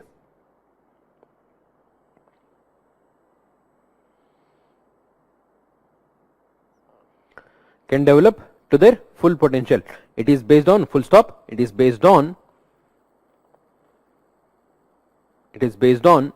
double quotes, putting the citizen putting the citizen at the center of services,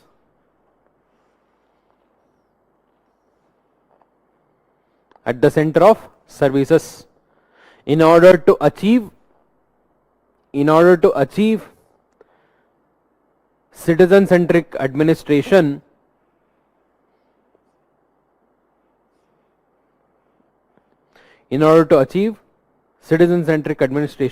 the governance shall follow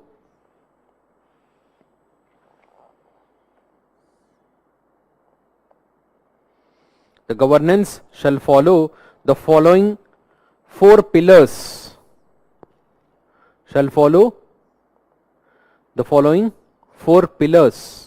of good governance.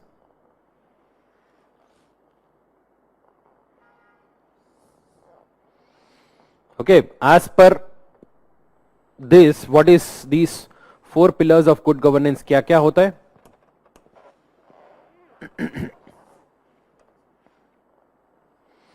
A citizen centric administration, let's call it a CCA.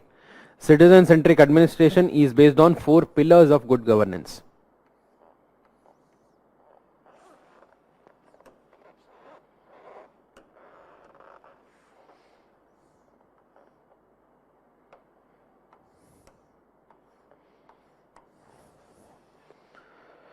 The first one, ethos.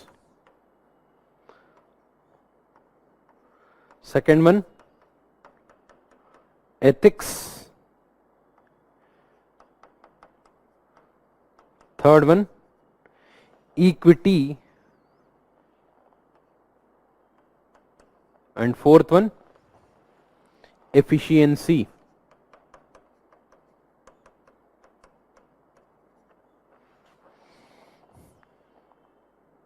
The four pillars of good governance to achieve citizen centric administration.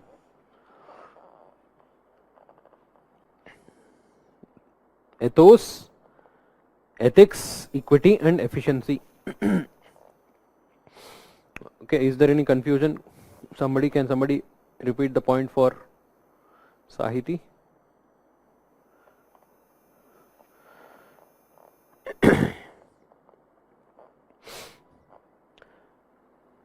Ethos. What do you mean by ethos? Ethos means character. Ethos means character. The ethos of the administration, that is the governance system, should be of providing service to the citizen. The character of the governance should be such way that it is there to provide service to the citizen.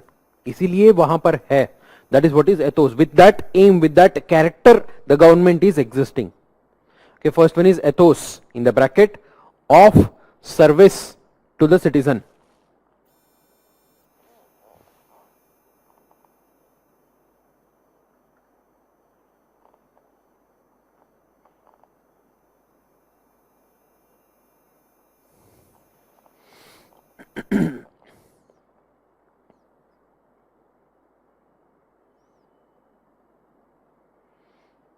Ethos of service to the citizen. Matlab the governance is there, it is existing there to provide service to the citizen. With that character, it should function. That is first pillar. Ethics. Ethics with honesty, integrity, and then transparency. Honesty, integrity and transparency. With that ethical value, it should function. That is ethics. Ethics of honesty, integrity and transparency.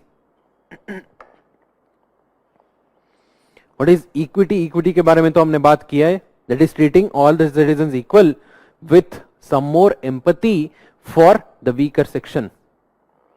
Weaker section का उनका background के हिसाब से we have to treat them, है ना? That is what is equity. Treating all citizens alike. Treating all citizens alike with empathy for weaker section. क्योंकि ये बहुत जरूरी है. Equity should be there in citizen centric administration.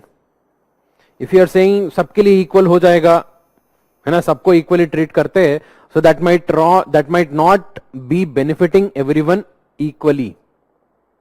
There would be certain section of the people जिनके पास already resources है, already information है, knowledge है.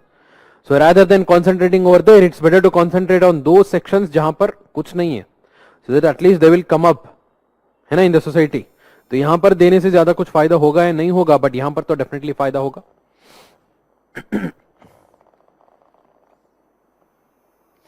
Efficiency involve speedy and effective delivery of services.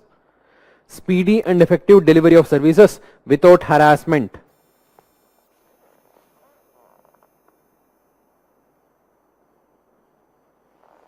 Speedy and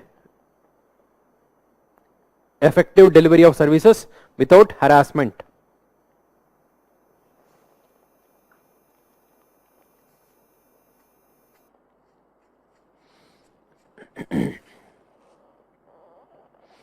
So ये होता है हमारा citizen centric administration. Citizen centric administration बोल के there is entirely a report. The 12th report of second ARC totally talks about citizen centric administration in India. So as a part of citizen centric administration, second ARC has suggested various measures. Okay, in order to implement citizen centric administration in India, it says that there should be citizen charter in India, there should be social audit in India,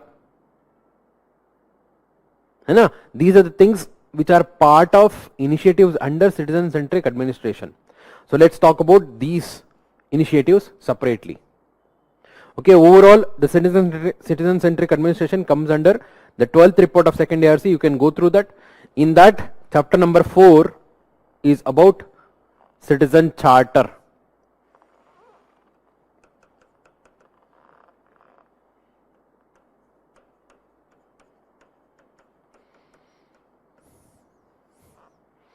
Citizen charter. It is an initiative of citizen centric administration.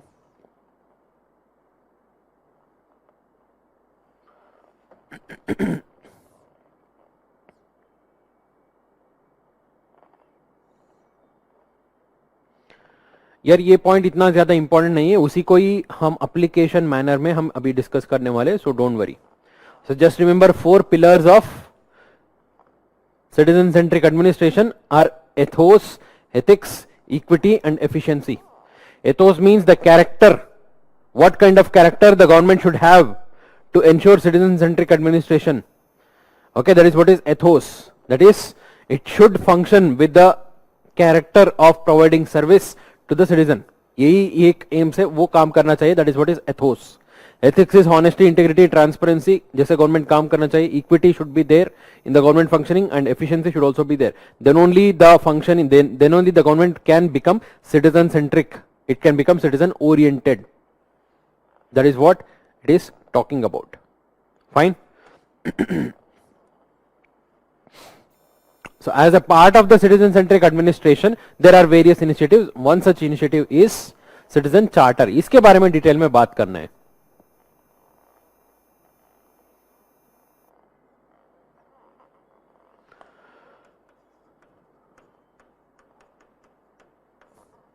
What is citizen charter?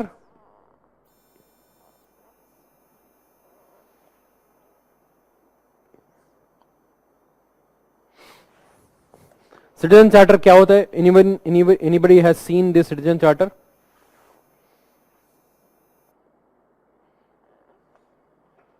कहीं पे देखा है citizen charter को?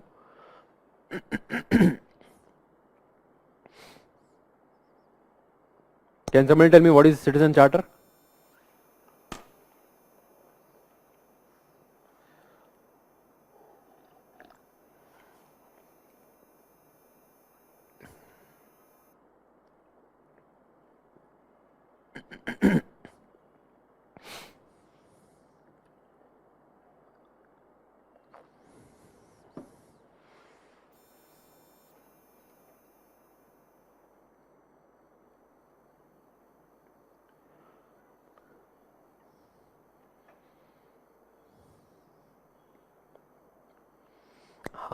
Banks में हो सकता है.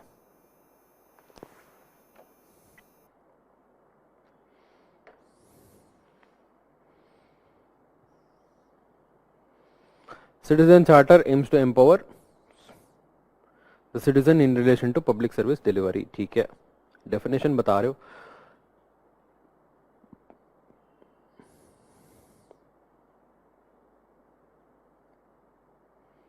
दोनों सेम ही आंसर बता रहे हो, ऐसे गूगल से कॉपी तो नहीं कर रहे हो आप लोग.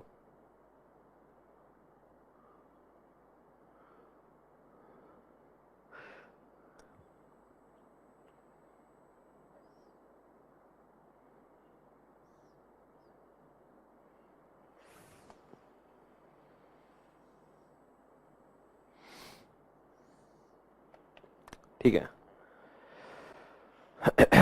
So what is a citizen charter? Citizen charter is basically a document. It is a document by any particular public organization. Any public organization should make a document through which it is giving a commitment to the citizens. Okay, it is a document through which the body is committing to the citizen that it will provide three things. What are the three things guaranteed under citizen charter? ये बड़ा important है, याद रख लो as it is. तीनों mention करना चाहिए. One is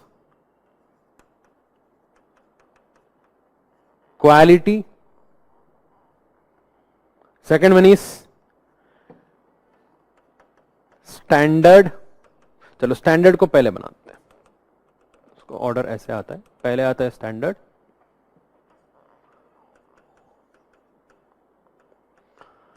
दूसरा आता है क्वालिटी, तीसरा आता है time frame. Standard, quality, time frame of service delivery. Of service delivery. ठीक है, this is what is citizen charter. It is a document through which the department is giving a commitment. What kind of commitment? The commitment which says that I will deliver the service. I am going to deliver the service, and those service will have certain standard, and those service will be of certain quality, and I will deliver within the given time frame. If at all I am not going to do that, I will also provide a mechanism for public grievance redressal. है ना, for public grievance redressal.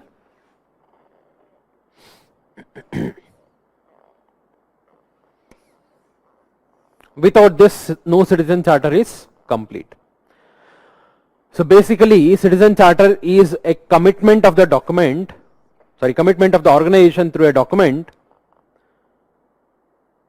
which says that I am going to provide these many services with these many standards, quality, within this time frame. If I am not going to do this, you can approach so and so. That is what is public grievance redressal. This entire commitment is laid out in a specific single document, and that document is called as citizen charter. For example, Vision IAS ले लो. Vision IAS is a private body. Private body के लिए citizen charter apply नहीं होता. It is usually for public body only. Let's say Vision IAS is a private body. It is not a private body, it is a public body. In that case, we will have to make a charter. These are the different services provided by us. Okay, we have foundation course, we have a test series, we have interview guidance program, current affairs, mains test series. Like this, these are the various services provided. And this is what we are going to guarantee. These many number of hours of classes, this much of material, these many number of tests, daily assignments, these are what we are going to guarantee. And this is how the quality is going to be, some standardization of quality. And we will try to match up to the UPSC's expectation. We'll give you the analysis so that you can understand the demands of the UPSC. We will give a feedback in such a manner that you will be able to correct your mistakes. And this one we are going to fulfill within these many time frame. Okay, foundation course है तो चलो 1 साल मान लो, crash course है तो चलो 3 महीने मान लो. Okay, interview guidance program हो गया, 2 interview program दे देंगे within this time frame. ऐसे we are going to describe the standard of service, quality of service as well as time frame of the service. अगर ये हम कहीं पे fulfill नहीं हुआ, we will also give you certain authority who is considered to be a public grievance addressal authority, जहां जिसके पास आप जा सकते हो और complaint कर सकते हो. And that will also be within the organization only. We will set a separate people who will deal just with the grievances. That is what is grievance redressal mechanism. So this outline is called a citizen charter.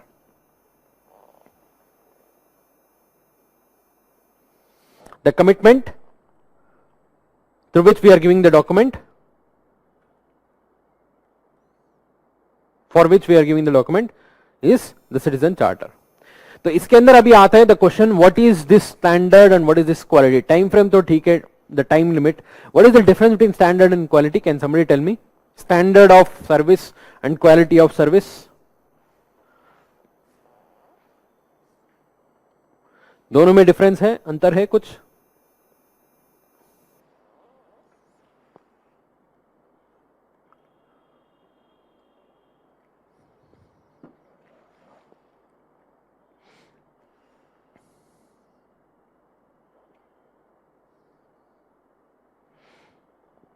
Is there any difference between standard and quality?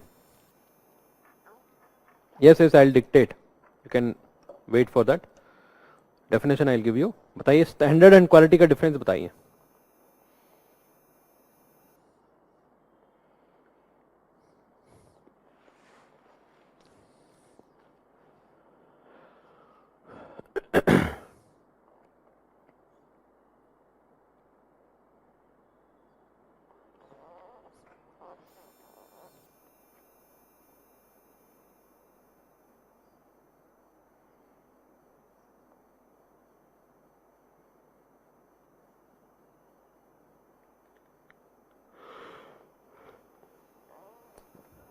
Anyone? Nobody?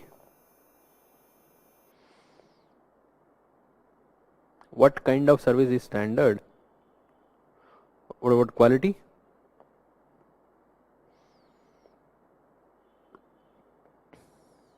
Standard of service and quality of service?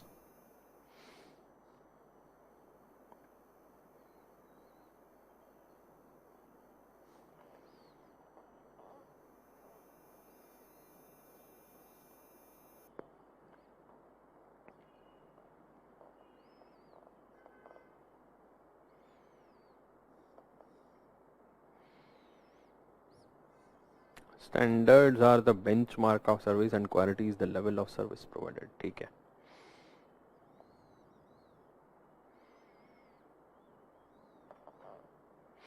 Standards are set to maintain quality. वाह, बहुत बढ़िया.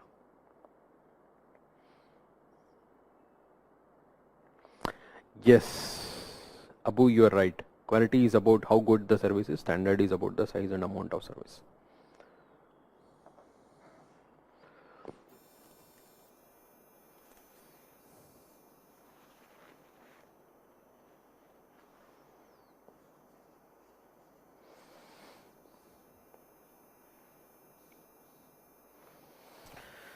See, I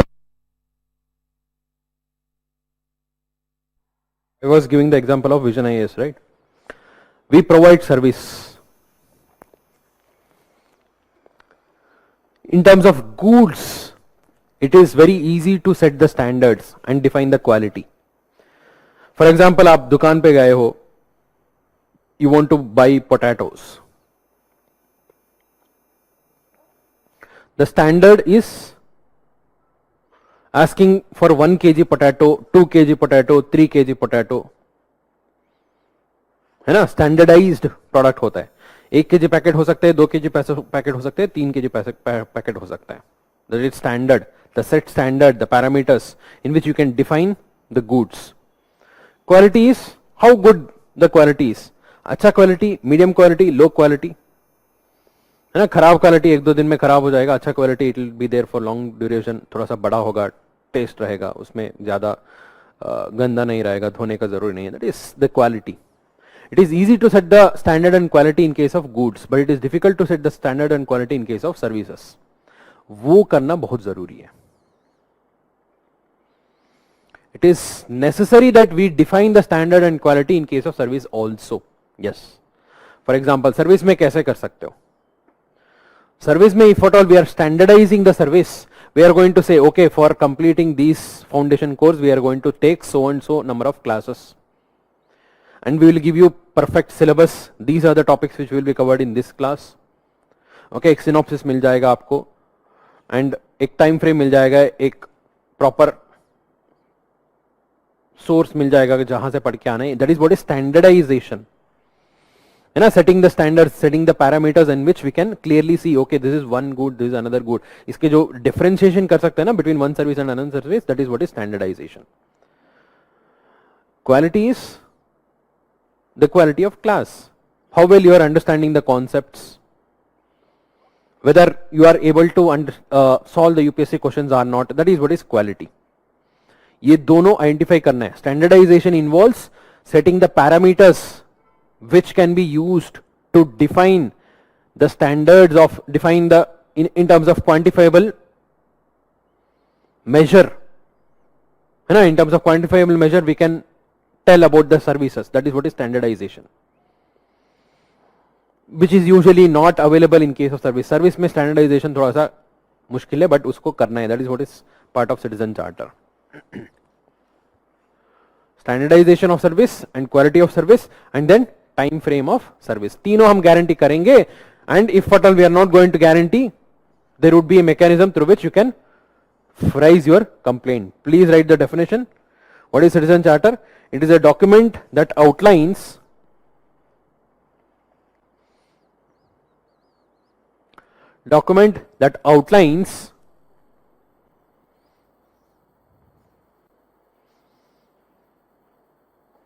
the commitment of a public authority, public body, outlines the commitment of a public body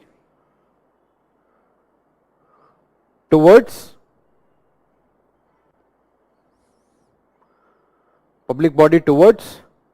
standard, quality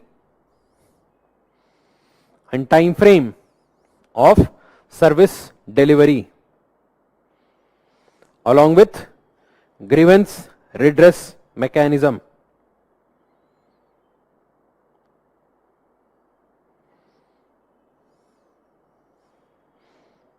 Along with grievance redress mechanism.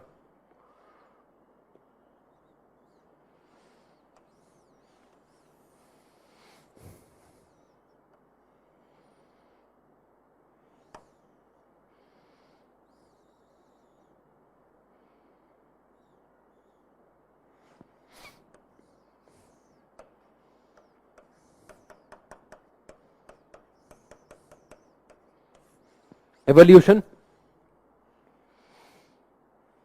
Where exactly the idea of citizen charter evolved, originated, कहां पर हुआ था?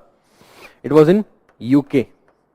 The first idea of citizen charter originated in UK during the government of John Major. UK 1991.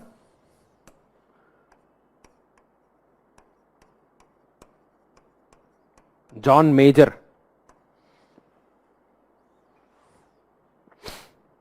It was implemented by John Major in UK. That was the first instance of citizen charter.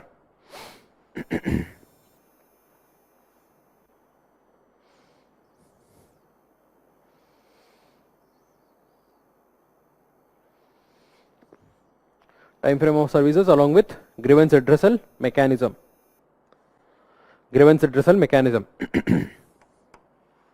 So मैंने बताया था, यहां पर there is no dictation, please keep writing.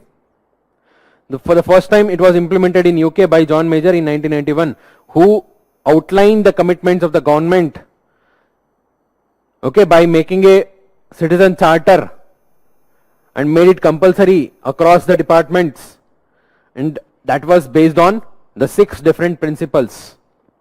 It was based on 6 different principles.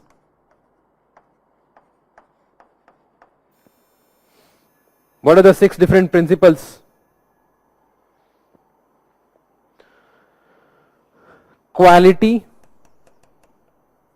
that is, citizen charter aims to improve the quality of service. Citizen charter aims to improve the quality of service, that is the first principle. Second, choice. Citizen charter gives choice to the citizen in terms of different services available, to provide choice to the citizens. And third, the expected standard of services. Expected standard of services.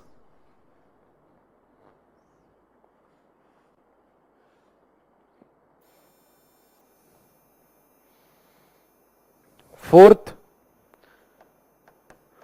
value for taxpayers' money.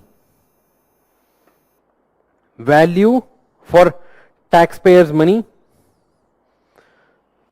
E and T तो पता है. One is accountability, another one is transparency. है ना, हमारा twin brothers जो साथ में आते हैं, accountability and then transparency. Accountability of individuals and organizations, then transparency of rules and procedures. Accountability of individuals and organizations and transparency of rules and procedures.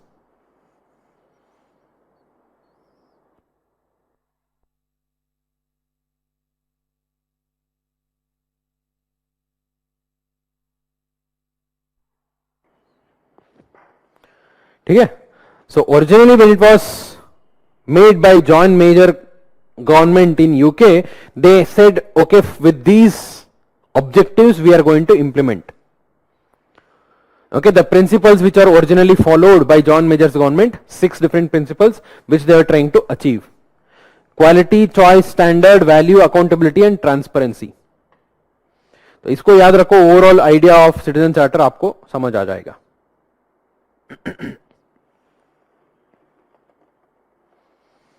So based on this, so now tell me, what is the importance of citizen charter?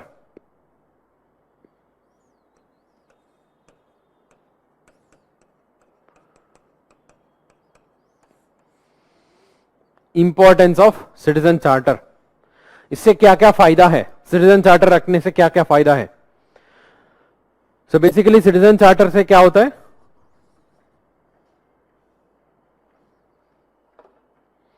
They are going to declare what exactly the government is going to provide.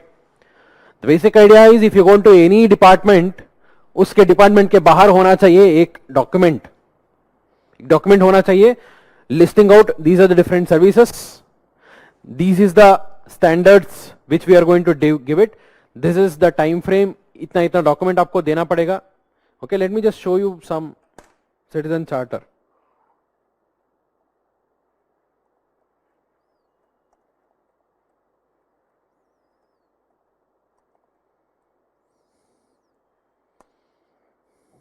कि कैसे दिखता है वो, इससे आपको थोड़ा बहुत idea हो जाएगा.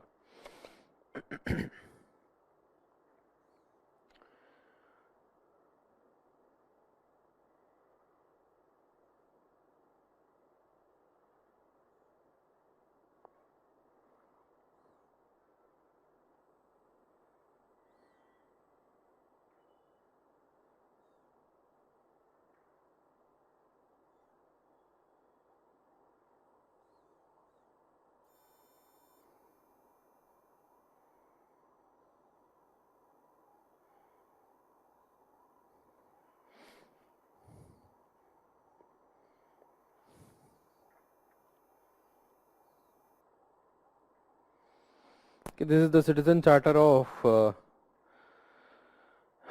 नेशनल हेल्थ मिशन मेघालय का एक सिटीजन चार्टर है. Let me just download this.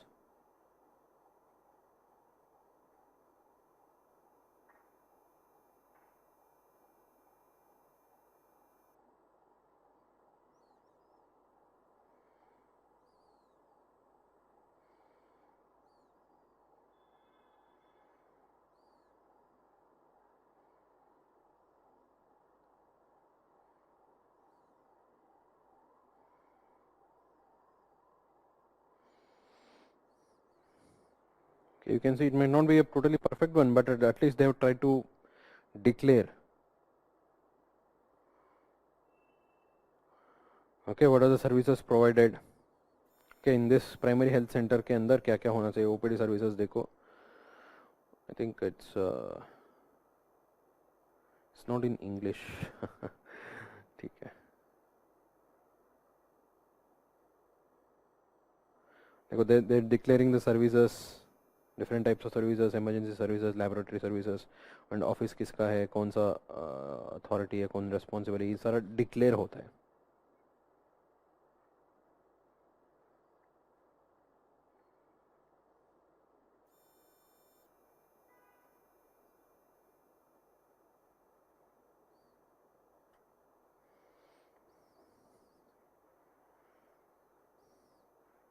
So like that, it's basically a commitment.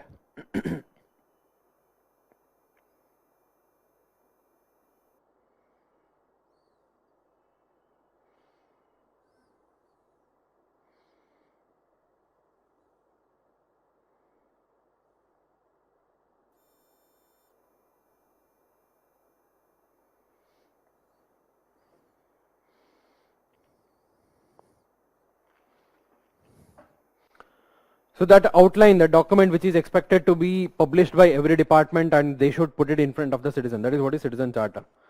Okay, usually department के बाहर लगाना होता है and जो भी आ रहे हैं उनको it should be clearly visible. That is what is citizen charter. तो इससे क्या क्या importance, क्या क्या फायदा होता है बताइए एक बार.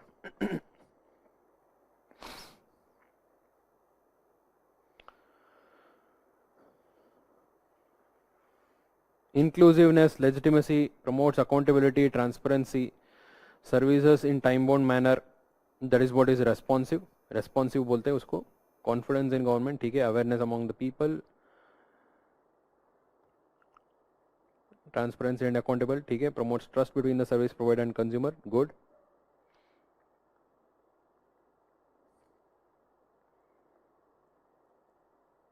ठीक है. Overall यही है. क्या क्या है लिखते जाओ. It increases transparency and accountability. है ना, क्लियरली पता चल जाता है कौन सा सर्विस कितना दिन लगेगा. ये इंफॉर्मेशन ही बहुत सीक्रेट होता है गवर्नमेंट के इसमें, है ना. तो अगर वही क्लियरली बाहर डाल दिया तो it increase the transparency and brings more accountability. Then effective engagement of civil society and citizen participation. Effective engagement of civil society and citizen participation. So civil society includes all the groups of people, self-help groups, NGOs, local organizations, voluntary organizations, the trade unions, है ना. So they will be able to more effectively involved in the functioning of the department. They can help the department to do better, right? It makes the government more responsive. Responsive is time bound delivery. It makes the government more responsive.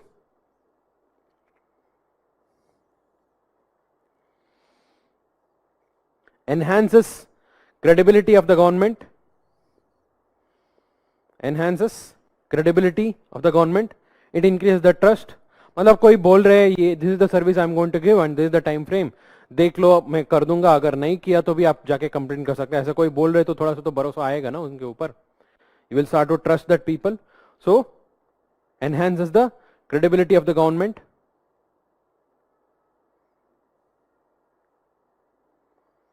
Next one, it ensures that the services are demand driven rather than supply driven. It ensures that the services are demand driven rather than supply driven.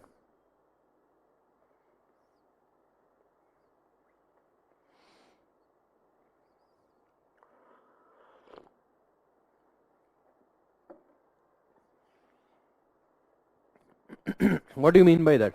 Demand driven, supply driven का क्या difference है?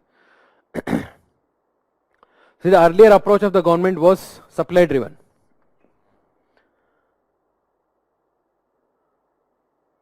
आप जाके पूछो तब government कुछ करेगा.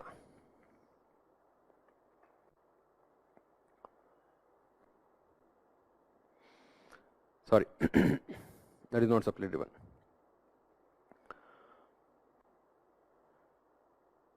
When the government supplies, you are going to accept. That is what is supply driven.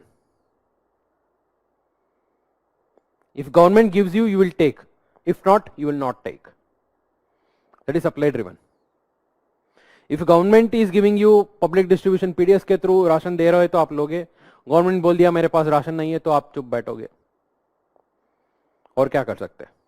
That is supply driven. The earlier programs of employment generation was supply driven. Demand driven, MG Narega, best example of demand driven. Here you are going to ask it as a matter of right. आप जब भी पूछते हो तब government को देना ही पड़ेगा. That is what is demand driven. Whenever you ask something, the government has to give. It is not like you are waiting for the government to provide the service at the mercy of the government. That is the difference between demand driven and supply driven. When the government is providing the service by itself and you are just waiting for it, that is supply driven. When the government is giving the service whenever you ask it, that is demand driven. Citizen Charter ensures the services are demand driven. क्योंकि लोगों को पता है कौन सा काम के लिए कितना टाइम लगता है. So they will come and question you. So you have to do the job within the time frame. जब भी वो आके एप्लीकेशन दिया है 10 दिन में आपको सर्टिफिकेशन देना है.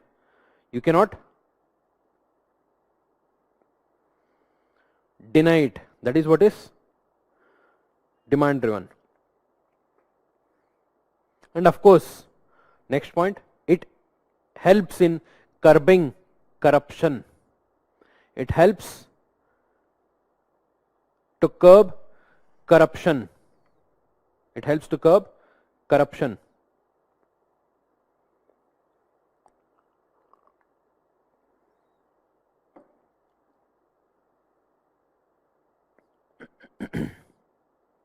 कैसे? By giving the information. See, government offices में मेजर इश्यू रहता है इंफॉर्मेशन. अगर कोई पहले जमाने का गवर्नमेंट ऑफिसेस में गए तो आपको पता होता है. आपको पता भी नहीं है कहां पर कौन से काउंटर में जाके क्या देना है. What are the documents which you have to apply. Simple एक ओबीसी सर्टिफिकेट लेना है किसी को, है ना. So you don't even know कहां पर आप जाके अप्लाई करने हैं, क्या क्या डॉक्यूमेंट्स देना है, कितना फीस लगेगा, कितना टाइम लगेगा, आपको पता भी नहीं है. So what you will do, you will go outside taluk office and you will see a middleman standing over there and you will give him money, some extra money, he will do the job for you. That is of course corruption, right?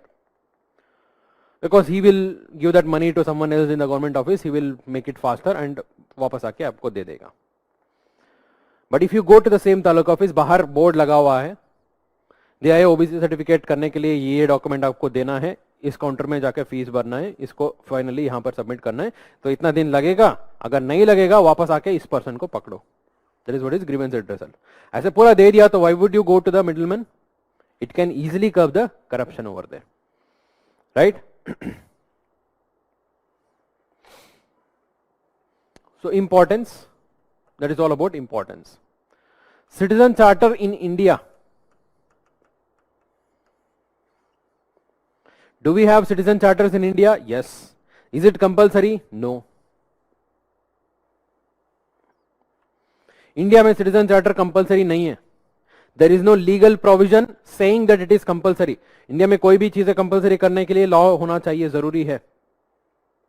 ऐसे कोई भी law नहीं है which makes citizen charter compulsory in India. It is not like legally binding. पहले तो legally compulsory नहीं है, दूसरा वो जो भी कमिटमेंट्स दिया है many of the departments are doing by themselves, अगर वो कमिटमेंट फुलफिल नहीं किया है, what is the recourse? There is no legal recourse. You can not go to court saying that ये प्रॉमिस किया था, ये फुलफिल नहीं किया है. That is the funny thing. You will see the citizen charter, you will see in many of the places in one way or other. ऐसे लगता है कि citizen charter ठीक है, थोड़ा सा तो है, but at least it is not legally enforceable in India because there is no law to back citizen charters in India. However, the Department of Administrative Reforms and Public Grievances, DARPG, is acting as the nodal department to support and encourage the government officers to formulate and operationalize citizen charters, and it has been doing since 1997. It also provides the guidelines. The Department of Administrative Reforms and Public Grievances provides guidelines to all the government departments in the context of the formulation and operationalization of citizen charter in India. However, the citizen charter in India has no legal backing.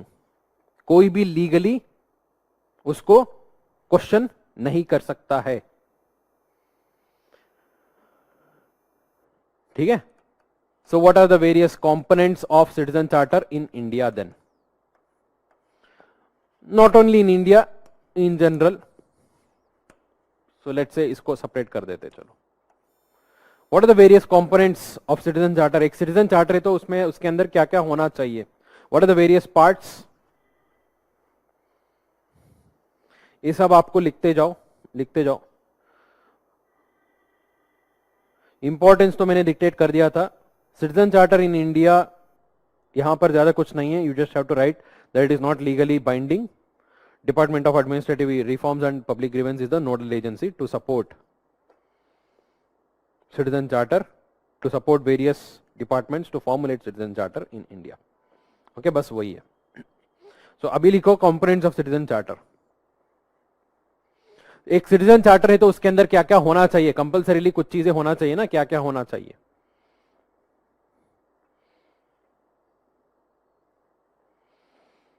I'm talking about the components. वो कैसे होना चाहिए वो अलग है, क्या क्या होना चाहिए?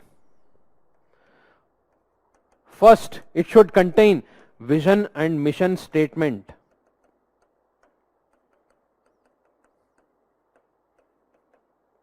It should contain vision and mission statement.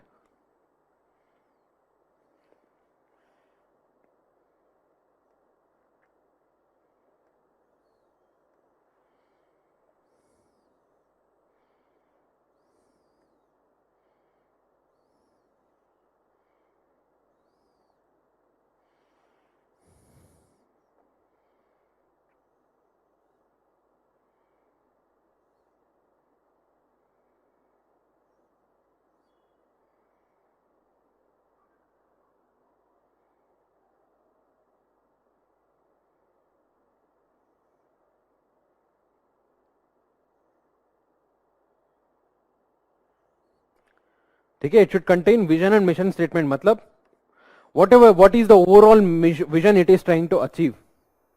What is the overall vision of the department? Mission is some specific set of objectives. Basically वही बड़े बड़े बातें, हम ये करेंगे वो करेंगे ऐसे बोलते हैं ना. That is vision and mission statement of that particular department. It should start with that. Then it should contain details of business,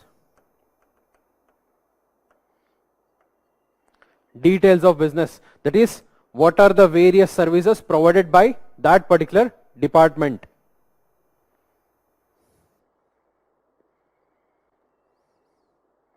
What are the various services provided by that particular department?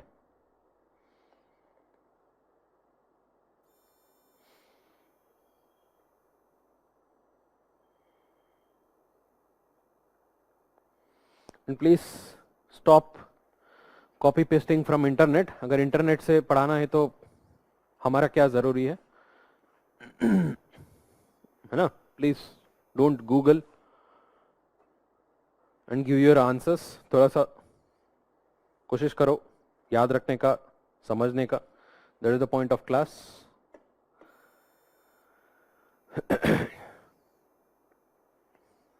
Details of business, that is the list of services provided by that particular organization. Details of citizen. Details of citizen क्या है? Who are the eligible persons to apply for this kind of service? Whatever the service I have listed, इसको कौन कौन apply कर सकता है, कौन कौन इसको ले सकता है. Who are eligible to apply for this, ये भी होना चाहिए.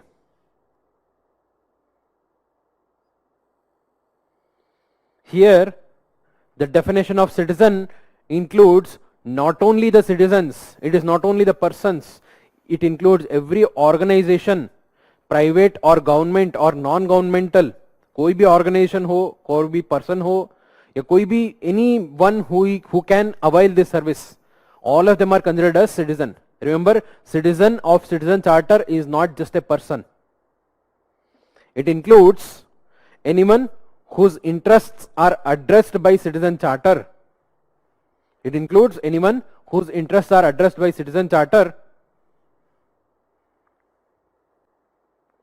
including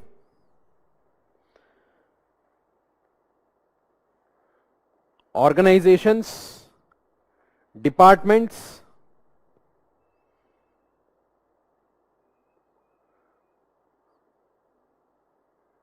and individuals.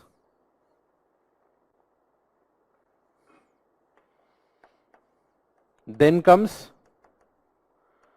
the statement of standard quality time frame, SQT. The statement of standard quality and time frame.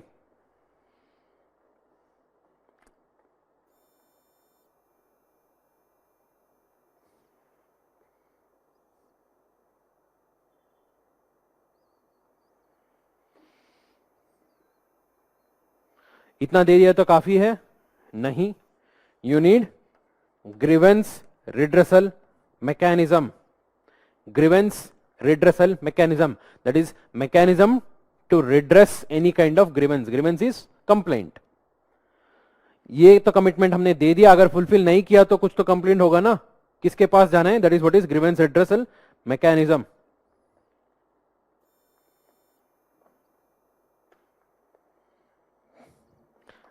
If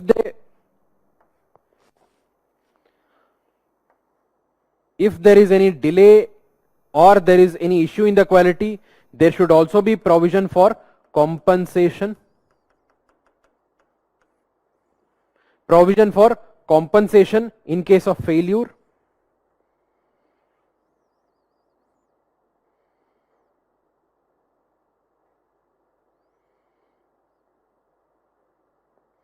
And finally, expectations from citizens.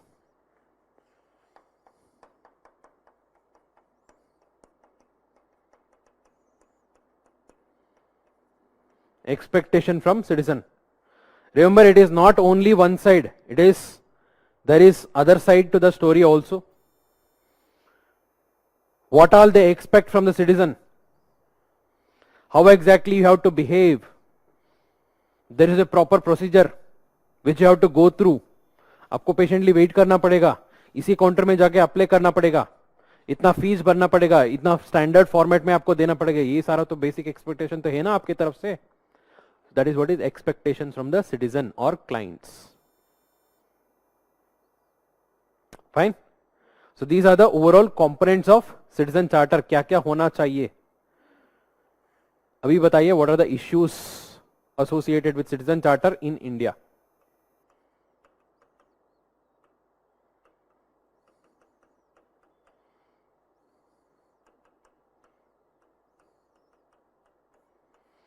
Issues with citizen charter in India.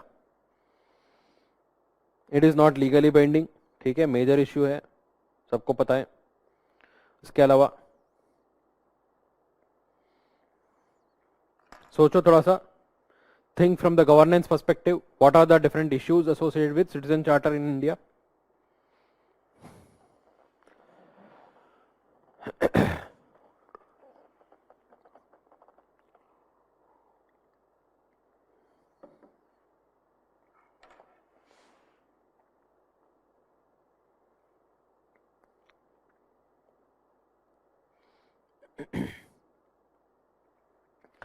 Lack of awareness among the public, ठीक है, लोगों को पता भी नहीं है, बहुत लोगों को पता नहीं है सिटीजन चार्टर के बारे में. Then lack of infrastructure. यार थोड़ा सा जेनरिक मत दे दो, try to be little bit more specific while talking about any governance issue.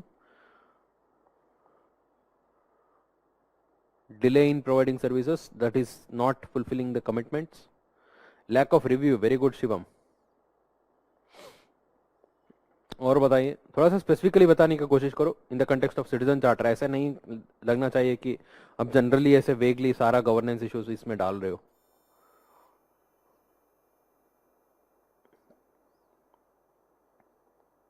Good. Poor design and implementation. Lack in vernaculars. Very good, Suraj. That means local languages में नहीं होता है. Delays, impatient attitude of citizen. Good. Lack of inclusive participation of different stakeholders. ठीक है. So most of them you have addressed. Please write down. पहली बात है कि absence of legal backing. Absence of legal backing.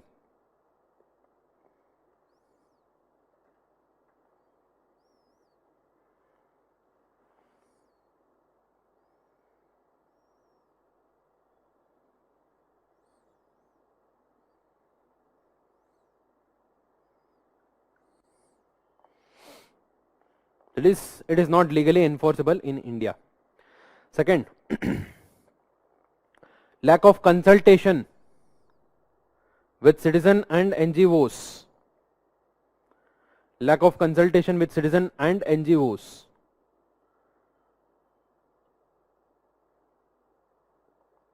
During the framing of citizen charter. During framing of citizen charter. इसका मतलब है, see, whenever you are making a citizen charter, you should consult the people for whom you are making. आगे जाके आप भी जब administrative departments में काम करोगे, so you might face a time where you have to make a citizen charter. तब याद रखो ये सब ना, कैसे कैसे होना चाहिए, क्या क्या होना चाहिए. So if at all you are making a citizen charter, please see what is the demand of the citizen. ठीक है. Usually if a person comes to taluka office to get a certificate, मान लो मैरिज रजिस्ट्रेशन के लिए आ रहे हैं, registration certificate चाहिए, you should be able to see कितने दिन में उसको जरूरी होता है. यूजुअली मैक्सिमम 5 days और हफ्ते. यू आर सेइंग मैं कमिटमेंट दे दूंगा, पक्का कर दूंगा, 30 दिन में कर दूंगा, आप 30 दिन में आके लेके जाओ. So what kind of commitment is that, है ना. You should understand the demand, how much time frame and what is the quality they are expecting, what is the standard they are expecting. ये सारे उनका समझो, फिर उसको बनाओ. That is what is understanding the demand. For that, you need the consultation of the citizen and NGO. So because of the lack of consultation, the most common issue which you see in citizen charter is poor design and content.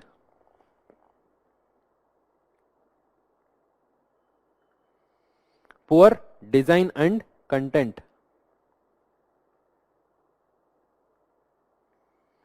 That means ये जो components हमने अभी discuss किया ना, इसमें आधा से ज्यादा होता ही नहीं है. So they are all incomplete, है ना, half designed ऐसे. Poor design and poor content. Absence of vernacular languages. Absence of vernacular languages.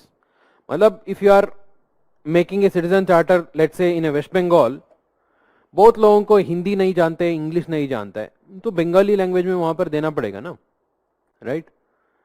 So rather than that, if you're just for the sake of making it, you are making an English में लगा के डाल दिया, so बहुत लोगों को समझ भी नहीं आएगा. It is very important that you put it in a local language or vernacular language. Then participation of weaker section. participation of weaker section like senior citizen,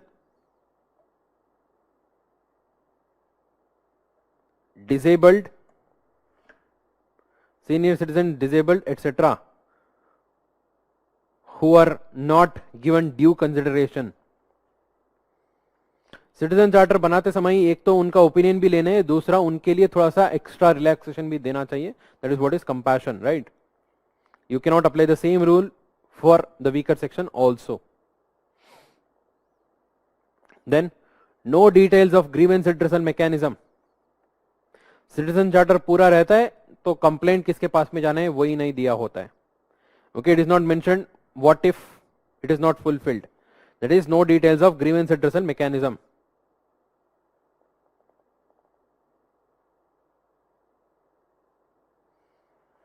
Most importantly, lack of periodic review. Lack of periodic review. Regularly उसको review करना है, regularly update करना है, वो तो नहीं करते. बहुत पुराना जमाने का ऐसा ही पड़ा रहता है. Then finally, lack of public awareness about citizen charter. Lack of public awareness about citizen charter. Yes, definitely Shantanu, you're totally right. Uniform citizen charter for all departments, ये भी लिखो.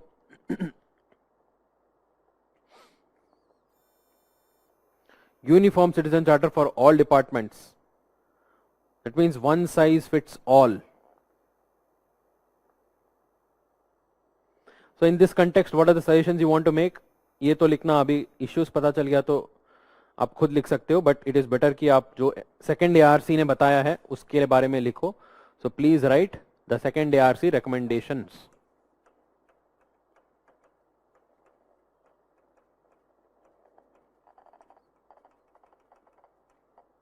Second ARC recommendations. The first important recommendation of second ARC is that one size does not fit all. मतलब बोलता है कि every department should have its own individual citizen charter. ऐसे नहीं कि पूरा मिनिस्ट्री का एक ही बना दिया और सब उसी को ही रिप्लिकेट करके नाम के लिए डाल दिया. ऐसे नहीं होना चाहिए. ठीक है. One size does not fit all. First one, separate citizen charter for each department. One size does not fit all, comma, separate citizen charter for each department.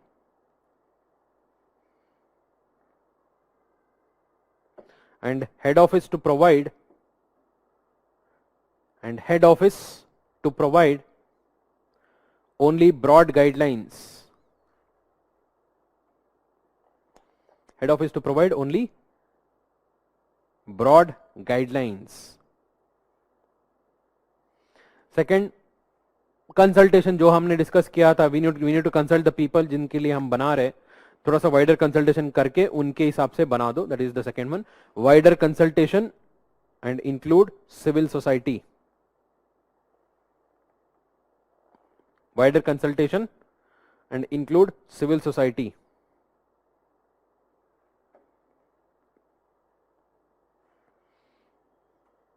Third, जो poor content and design में जो issue था ना, they are not designed properly.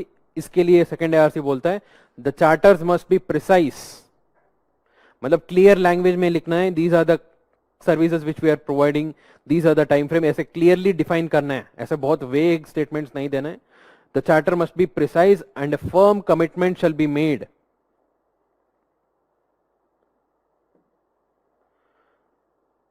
Charters must be precise and a firm commitment shall be made to the citizen.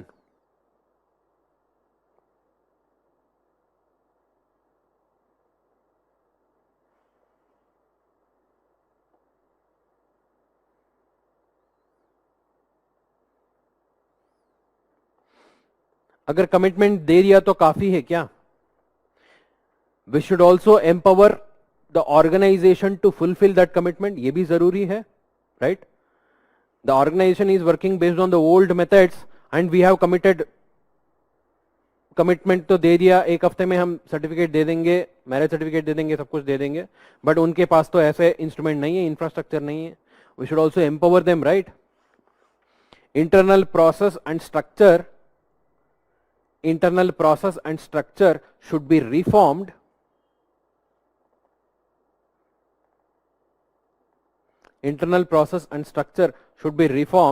to meet the commitments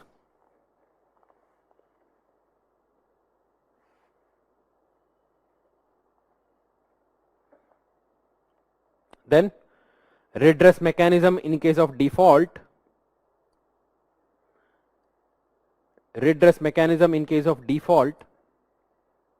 and hold officers accountable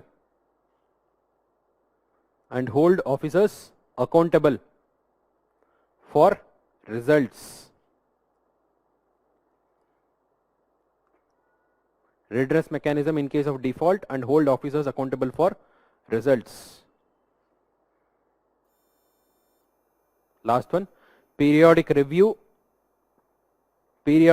mechanism and end user feedback. Periodic review mechanism and end user feedback. मतलब जो end user है उनसे regularly feedback ले लो and try to update and fulfill the commitments as per the requirement of the time, है ना? That is what is. So these are the recommendations given by second ARC. Of course यहाँ पर if you can see there is no mention of making it legal. वो अपने end में add कर देना. It is not part of second ARC recommendation, but this is very important that it should be made legal.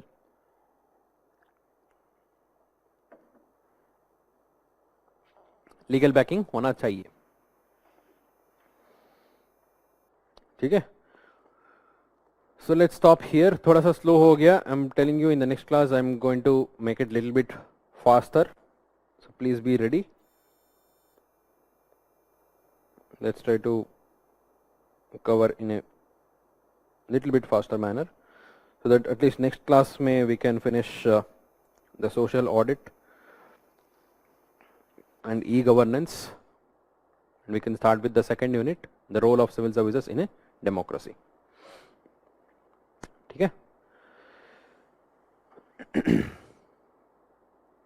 So any other doubts? Fine. See you all in the next class. Thank you very much.